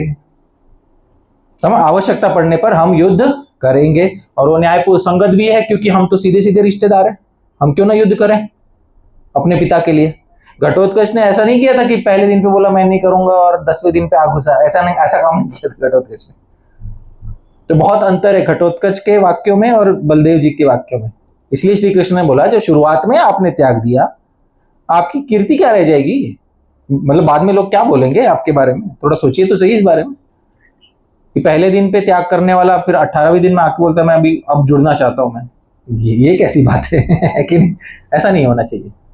ये तो आप पता है ना, मतलब आजकल भी जो बोले कि जब चुनाव होने वाला है तो कोई नेता बोल दे मुझे चुनाव नहीं लड़ना, और जब नेताओं की सूची जारी हुई तो बोला अरे मेरा नाम क्यों नहीं है? ऐसा हो जाएगा ना वो। तो ऐसा नहीं होना चाहिए। हाँ ठीक है। और किसी को प्रश्न? जी, इस पर मेरा एक सवाल है कि श्री कृष्ण जी बोले थे कि मैं शस्त्र नहीं उठाऊंगा, उन्होंने भीष्म के लिए उठाया था, उसे कैसे देखा जाएगा? तो जब श्री कृष्ण ने प्रतिज्ञा ली थी कि मैं शस्त्र नहीं उठाऊंगा, अस्त्र नहीं उठाऊंगा, तो भीष्म पितामह के सामने उन्होंने उठाया, तो वो उसको कैसे देखे? पहली बात तो यह है कि यह उठाकर भी नहीं उठाए जैसा हो गया, क्योंकि उससे किसी की हानि नहीं हुई। पहली बात तो यह है, तो ये उठाकर भी नहीं उठाए जैसा हो गया। आप समझ रहे हैं ये बात है। दूसरी बात यह है कि वो भगवान ने अपने ही वाक्यों को तोड़कर यह बताया कि मेरी भक्त की परवशता, भक्त के सामने मेरी बेबसी मेरी प्रतिज्ञा के ऊपर है, यह दिखाने के लिए। भगवान ये बात जानते थे कि अगर उन्होंने चक्र से भीष्म पितामह को हताहत कर दिया और गिरा दिया जमीन पे, तो आने वाली सारी पीढ़ियां बुरा नाम रखेगी, बोलेंगे कि सब लोग बोलेंगे कि पांडव चीटिंग करके जीते हैं, पांडव चीटिंग करके जीते हैं, 10वें दिन पे जीत नहीं रहे थे, इसलिए आप समझ रहे हैं इन्होंने रथ का पहिया उठा लिया और ऐसा काम किया। तो भगवान वैसा नहीं चाहते थे। भगवान उनकी खुद की भी कीर्ति कलंकित हो, ऐसे नहीं चाहते थे भगवान। तो इसलिए उठाया, लेकिन उससे किसी की क्षति नहीं की। वह केवल क्या कहते हैं ना, जैसे अभी आजकल आप देखोगे कभी कभी क्या होता है, दो पहलवान होते हैं, एक दूसरे के सामने बहुत हुंकार भरते हैं, लड़ते नहीं है। आप समझ रहे हैं, बहुत हुंकार भरते हैं, लड़ते बिल्कुल नहीं है, ऐसा वाला वो वाली बात है। तो ऐसा लड़ाई नहीं होना चाहिए, ऐसी बात है। ठीक है, एक दो प्रश्न और लेके हम समाप्त कर सकते हैं। किसी और को कुछ पूछना है? जी। जब हम पढ़ते हैं, जैसे बुक्स पढ़ रहे हैं, तो श्री मत यूज करते हैं, और आचार्य के कॉन्टेक्स्ट में हम श्री पाद यूज करते हैं, और प्रभुपाद श्रीला, तो इनका थोड़ा सा मीनिंग। अच्छा,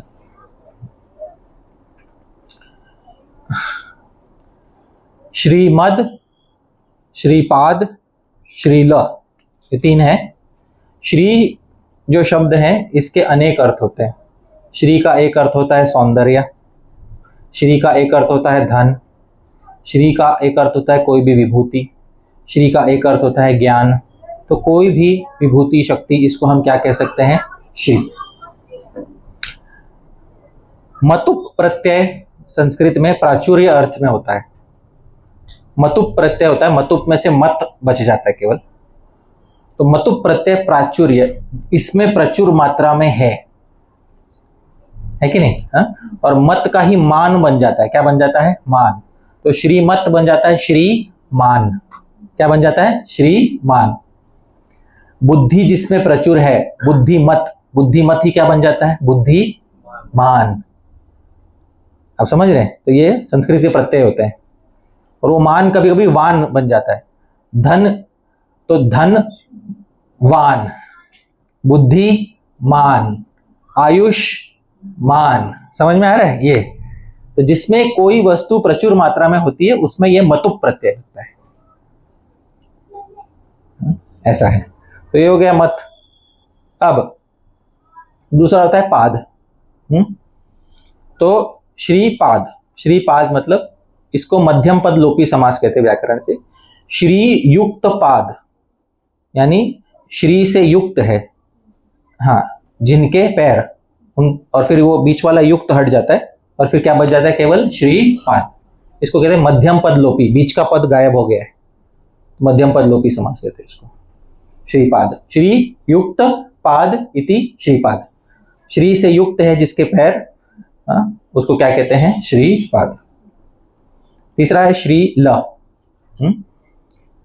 इसमें व्याकरण का लच प्रत्यय लगता है। अस्ति अस्मिन अस्य वा, इस अर्थ में लच प्रत्यय लगता है। तो इसका है या इसमें है श्री, इसमें लच प्रत्यय लगता है। लच प्रत्यय का केवल ल बच जाता है, ये बात है। एक शब्द होता है पित्तल, पित्तल, पित्तल। पित्त किसको कहते हैं? शरीर में पता है ना, वात, पित्त और कफ में से पित्त होता है। जिसके शरीर में बहुत सारा पित्त है, अस्मिन, उस शरीर को कहते हैं पित्त में लच प्रत्यय लगा, क्या बन जाता है? पित्तल। उसका शरीर पित्तल है, तो उसके शरीर में पित्त अधिक मात्रा में। समुद्र का एक नाम होता है फेनिल। क्या नाम होता है? फेनिल। फ फारसी में होता है, संस्कृत में फ होता है, फ नहीं होता। संस्कृत में क्या होता है? फ। फ ये फारसी से आया है। तो फेन जिसमें है प्रचुर मात्रा में, उसमें लच प्रत्यय लग गया तो क्या हो जाएगा? फेन। ऐसा। तो इस प्रकार से ये ऐसे प्रत्यय लग के अलग अलग शब्द बनते हैं। ठीक है, और किसी को पूछना? माता जी आप, आखिरी प्रश्न।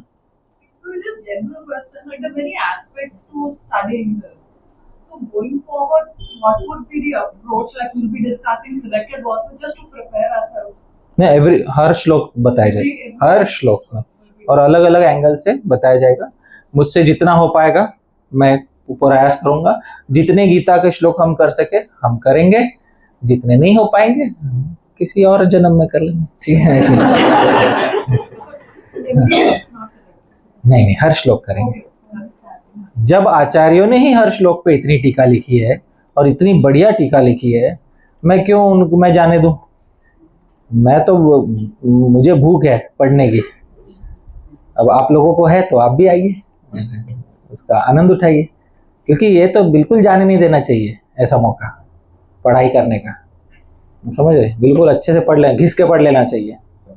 जब समय हो घिस के पढ़ लेना चाहिए। प्रथमे नार्जिता विद्या, द्वितीय नार्जितम धनम, तृतीय नार्जितम पुण्यम, चतुर्थे किम करिष्यति। प्रथमे नार्जिता विद्या, पहले 25 साल में विद्या नहीं कमाई। द्वितीय नार्जितम धनम, दूसरे 25 साल में धन नहीं कमाया। तृतीय नार्जितम पुण्यम, 50 से 75 के बीच में पुण्य नहीं कमाया। चतुर्थे किम करिष्यति, चौथे में क्या करेगा, है ना? तो ऐसे वो वाली हालत ना हो जाए। हमारा तो हिसाब ऐसा है, प्रथमे चार्जिता विद्या, द्वितीय चार्जिता विद्या, तृतीय चार्जिता विद्या, सब जगह विद्या अर्जित करो, धन वन होता रहेगा, ठीक है? धन का क्या है, तो विद्या अर्जित करो। स्वदेशे पूज्यते राजा, विद्वान सर्वत्र पूज्यते। राजा तो केवल अपने देश में पूजा जाता है, तो जिसमें विद्वत्ता होती है वो सर्वत्र पूजा जाता है। इसलिए हम सभी को विद्वत्ता होनी चाहिए। बहुत दुर्भाग्य है हमारे देश का कि हमारे देश में आज विद्वत्ता को नीचा दिखते हैं।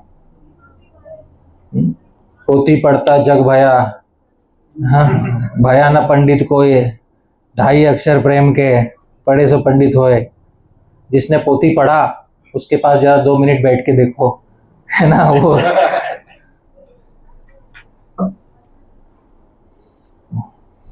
व्यर्थ में नहीं पोथी पढ़ा, पोथी पढ़ने का बहुत असर होता है। स्वाध्याय अभ्यसनम चैव वांगमयम तप उच्यते। गीता में भगवान बोलते हैं कि स्वाध्याय और अभ्यास करना वाणी की तपस्या है, सरस्वती की उपासना ही है, इसको करना चाहिए। और जो नहीं करता उसकी बुद्धि एकदम क्या कहते हैं, इतनी क्षीण हो जाती है कुछ ही समय में, तो वो क्या करेगा वो जीवन में? फिर प्रभु जी हमें समझ नहीं आता। सही बात है ना, क्यों समझ नहीं आता? विद्या का तो हर जगह में उसका प्रतिष्ठा है। जिस विद्या के जो अभी नोबेल जो पा रहे हैं उस विद्या, विद्या का पूजा हर समय है, हर काल में है। जी, विद्या का पूजा सब जगह है, पर विद्या अर्थात वो है जो वेदों में जिसको विद्या कहा गया है। सा विद्या या विमुक्त है, विद्या वो है जो मुक्ति दिला दे, उसको विद्या कहते हैं। बाकी साधारण ज्ञान को भी विद्या कहते हैं, पर सा विद्या या विमुक्त है, जो मोक्ष प्राप्त करा दे वही विद्या है। क्योंकि भक्ति विनोद ठाकुर एक बात कहते हैं, जड़ विद्या जत मायार वैभव, तुम्हार भजन बाधा, अनित्य संसारे जन्मिया मोह, जीव के कराए गाधा। अब बांग्ला भाषी है, उड़ीसा। जड़ विद्या जत मायार वैभव, जड़ विद्या माया का वैभव है, तुम्हारे भजन में बाधा। ज्यादा प्राप्त करोगे ना तो भजन में बाधा होती है, और ज्यादा जड़ विद्या लेने से अनित्य संसार में मोह पैदा होता है, जीव के कराए गाधा, और जीव क्या बन जाता है? गधा। है कि नहीं? है तो सही बहुत सारी डिग्रियां, पर वो डिग्रियां वैसे है जैसे गधा बोझ उठाता है ना, वो दिखाने के लिए, देखो मैं इतना बोझ उठाया हुआ हूँ, PhD, double PhD, triple P, वो दिखाने के लिए, उसको कोई फायदा नहीं, क्योंकि मुक्ति प्राप्त नहीं होगी। सा विद्या या विमुक्त है, जो मुक्ति प्राप्त करा दे वो विद्या है। ये बात है, ये हमें समझना चाहिए। उपनिषद वाक्य है वो, सा विद्या या विमुक्त है। सब कुछ हो गया, मुक्ति नहीं हुई, श्रम एव ही केवलम, वापस A फॉर एप्पल और B फॉर बैट करना पड़ेगा अगले जन्म में, वो ना करना पड़े, उसी के लिए तो पूरा प्रयास है। हम तो भूल गए बचपन में कितने दुख से बड़े हुए, सच बात बता रहा हूं मैं, आज भूल गया मैं कितने दुख से बड़ा हुआ हूं मैं। आप में से कौन कौन है जो बहुत बड़े दुख से बड़े हुए? हाथ उठाइए। जो नहीं उठा रहा है वो भूल गया है, समझ में आया? उसको याद नहीं है एक एक दांत गिरने का दुख क्या होता है, उसको याद नहीं बचपन में अज्ञान में जो चीज चाहिए माता पिता जब उसको ना बोल देते हैं उसका दुख क्या होता है। हम भूल गए हैं सब चीजें, है कि नहीं? जो चीजें माता पिता ने दिलाई नहीं, जो जो चीजें हैं, हाँ, हमें शारीरिक दुख हुआ, ये सब भूल के आज बड़े हो गए, आज हम सुखी हो गए, इसलिए हमको लगता है मोक्ष वोक्ष क्या देख लेंगे अगले जन्म में। ऐसा बात, वो बचपन का दुख बहुत भयंकर होता है। प्रभु जी आगे वो पहले के दुख हम लोग बताए कि बच्चे लोग तो बोलते थे पहले का नहीं सुना होगा, वो गया हो गया। हाँ वही तो, वो गया नहीं, वो गया वापस भी आएगा, थोड़ा समय रुको, हाँ? वो गया नहीं, वापस आएगा वो। हाँ वो थोड़े, हाँ ठीक है, मत सुना, हमको क्या करना, हमें तो सुनना है ना भाई। हाँ, हमें बुद्धिमानी चाहिए, हमें जीवन में बुद्धिमान होना है, हमें तो सुनना है भाई बचपन में क्या दुख हुआ, संसार दुख से भरा हुआ। इसी श्रृंखला में बताया था जैगी शव्य मुनि, है ना, आवट्य मुनि के सामने बोलते हैं, मैंने जितने ब्रह्मा के 100 कल्प देखे, 10 कल्प देखे मैंने ब्रह्मा जी के, और मैंने जिस भी योनि में मैंने जन्म लिया, मैंने जो भी अनुभव किया, दुखमेव सर्वम प्रत्यवैमि, बोलते मैं सब कुछ दुख मानता हूँ, आज मैं उस सब चीज को दुख मानता हूँ। जो सुख देखा उसको भी, हाँ उसको भी आज मैं क्या मानता हूँ, दुख मानता हूँ। वो कैसे है वो मैंने बताया था विस्तार से, परिणाम दुख, ताप दुख, संस्कार दुख, ये सब बताया था, विस्तार से पहले बता चुका हूँ, फिर भी बार बार बताता रहूंगा, क्योंकि मनुष्य की बुद्धि ऐसी होती है, जब तक उस पर बार बार डंडा ना मारो तब तक उसके दिमाग में बात नहीं घुसती। इसलिए मैं खुद के सर पे भी डंडा मारता हूँ, है ना, और कक्षा में हमारा कर्तव्य है हाँ बार बार डंडा मारना, क्योंकि इसी से बुद्धि में बात जाती है। ऐसे हम भूल जाते हैं, बार बार हमें लगने लगता है संसार बहुत अच्छा है, बहुत आनंद है, कोई तो होगा जो हमें प्रेम करेगा, है ना, तो ऐसा लगता है हमें संसार में। ये कितनी महान भूल है, इसको बार बार याद दिलाने के लिए बार बार सर पे डंडा मारना जरूरी है। या हम खुद नहीं मारेंगे तो प्रकृति तो मारेगी, है कि नहीं। हाँ, तो जो खुद के मारा हुआ डंडा ठीक है, खुद के मारे हुए में दुख नहीं होता उतना, है ना। प्रकृति जब डंडा मारती है ना तो बहुत भयंकर दुख होता है ना। जो संसार में बहुत अच्छे दिखते हैं लोग, सुंदर दिखने वाले लोग, जो पिक्चर मूवी इंडस्ट्री में काम करते हैं, देखो उन लोगों के व्यक्तिगत संबंध कैसे है, सुख से भरे हुए कि दुख से भरे हुए, दुख से भरे। अरे जब दुनिया के सबसे सुंदर लोग इतने दुखी है, आपका मेरा क्या कहना। हम तो बहुत मध्यम वर्गीय संदीप प्रभु, आपका मेरा क्या कहना, हाँ है कि नहीं। जब वो इतना अच्छा दिखता है वो मूवी स्टार, है ना, हाँ उसके पति पत्नी धोखा दे दिया उसको, आप समझ रहे हो। हाँ वही क्या तुम सुना है कि नहीं, इसकी तीसरी शादी चल रही है और उसकी 5वीं चल रही है ना। हाँ? अरे जब दुनिया के सबसे सुंदर दिखने वाले लोगों को प्रेम नहीं मिला तो बाकियों का कीम होता, बाकियों का क्या कहना, बाकियों का क्या कहना, है कि नहीं। तो ये चीजें जो है ना हमें समझनी चाहिए। तो और विस्तार से बताएंगे। हाँ?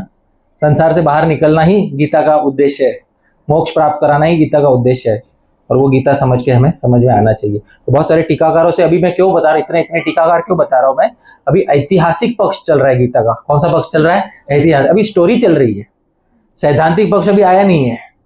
सैद्धांतिक पक्ष कब आएगा, जब अर्जुन बोलने लगेंगे मुझे युद्ध नहीं करना, समझ में आ रहा है, तब से हाँ असली सैद्धांतिक पक्ष शुरू होगा। तब वो जो बोलते हैं ना गन्ने को मशीन में डालेंगे, हाँ, और फिर उसको बार बार डाल के उसका रस निकालेंगे। अभी तो ऐतिहासिक पक्ष चल रहा है ना, अभी हिस्ट्री चल रही है कि कौन दुर्योधन कौन है, धृष्टद्युम्न कौन है, भीष्म कौन है, ये सब चल रहा है। तो अभी मैं अलग अलग टीकाकारों से आनंद ले रहा हूँ। जब सैद्धांतिक पक्ष शुरू होगा तब बराबर हम अपने आप को कसेंगे और घिसेंगे अच्छे से, ताकि खरा सोना बन के हम निकल सकें। ऐसा हमें करना चाहिए, ठीक है। तो अभी ये तो बस हल्का फुल्का चल रहा है, बाद में थोड़ा और गंभीर विषय आने वाला है। तो तब आएगा जब भगवान बोलेंगे देख अर्जुन, और वो देख बोलते ही अर्जुन के मन में क्या छा जाएगा, मोह छा जाएगा। और वो मोह किसके द्वारा दिया हुआ होगा, भगवान का ही दिया हुआ होगा। तब पता चलेगा आगे। फिर अर्जुन बोलेंगे मैं कैसे लड़ूं, मैं कैसे इनसे लड़ूं, मैं गुरु पे शस्त्र कैसे चलाऊं। तब टीकाकार बोलेंगे वाह बेटा बहुत अच्छी बात है, ये सामने देख भीष्म, इसने अपने गुरु परशुराम पे शस्त्र अस्त्र चलाए थे, याद है कि नहीं। हाँ? है कि नहीं, ये वही सामने जिसको तू बोल रहा है कि मैं कैसे भीष्म पे, कथम भीष्म अहम संख्य द्रोणम च मधुसूदन ईशु भी प्रतियोत्स्यामि पूजार्हा वरिसूदन। बोलेंगे आगे अर्जुन कैसे भीष्म पे मैं बाण चलाऊं। भीष्म का खुद का इतिहास निकाल के देखो, टीकाकार बोलेंगे भीष्म का इतिहास निकाल के देखो, क्या भीष्म ने अपने गुरु पे बाण चलाए थे या नहीं चलाए थे, बोलो चलाए थे। तो भीष्म ने अपने जीवन में जो उदाहरण स्थापित किया वही तो करने को बोल रहा हूँ वही, और क्या करना है, ये बात है। ठीक है, महाजन है ना भीष्म, महाजनो ये न गता स अंधा। समय आए तो रिश्तेदार के साथ भी युद्ध करना पड़ता है, आगे सब बताया जाएगा। ठीक है, यहीं पे अल्प विराम करेंगे। बहुत बहुत धन्यवाद आप सभी का। कृष्णमय माता जी को भी बहुत बहुत धन्यवाद। हरे कृष्णा। अनंत कोटि वैष्णव वृंद की जय। श्रील प्रभुपाद की जय।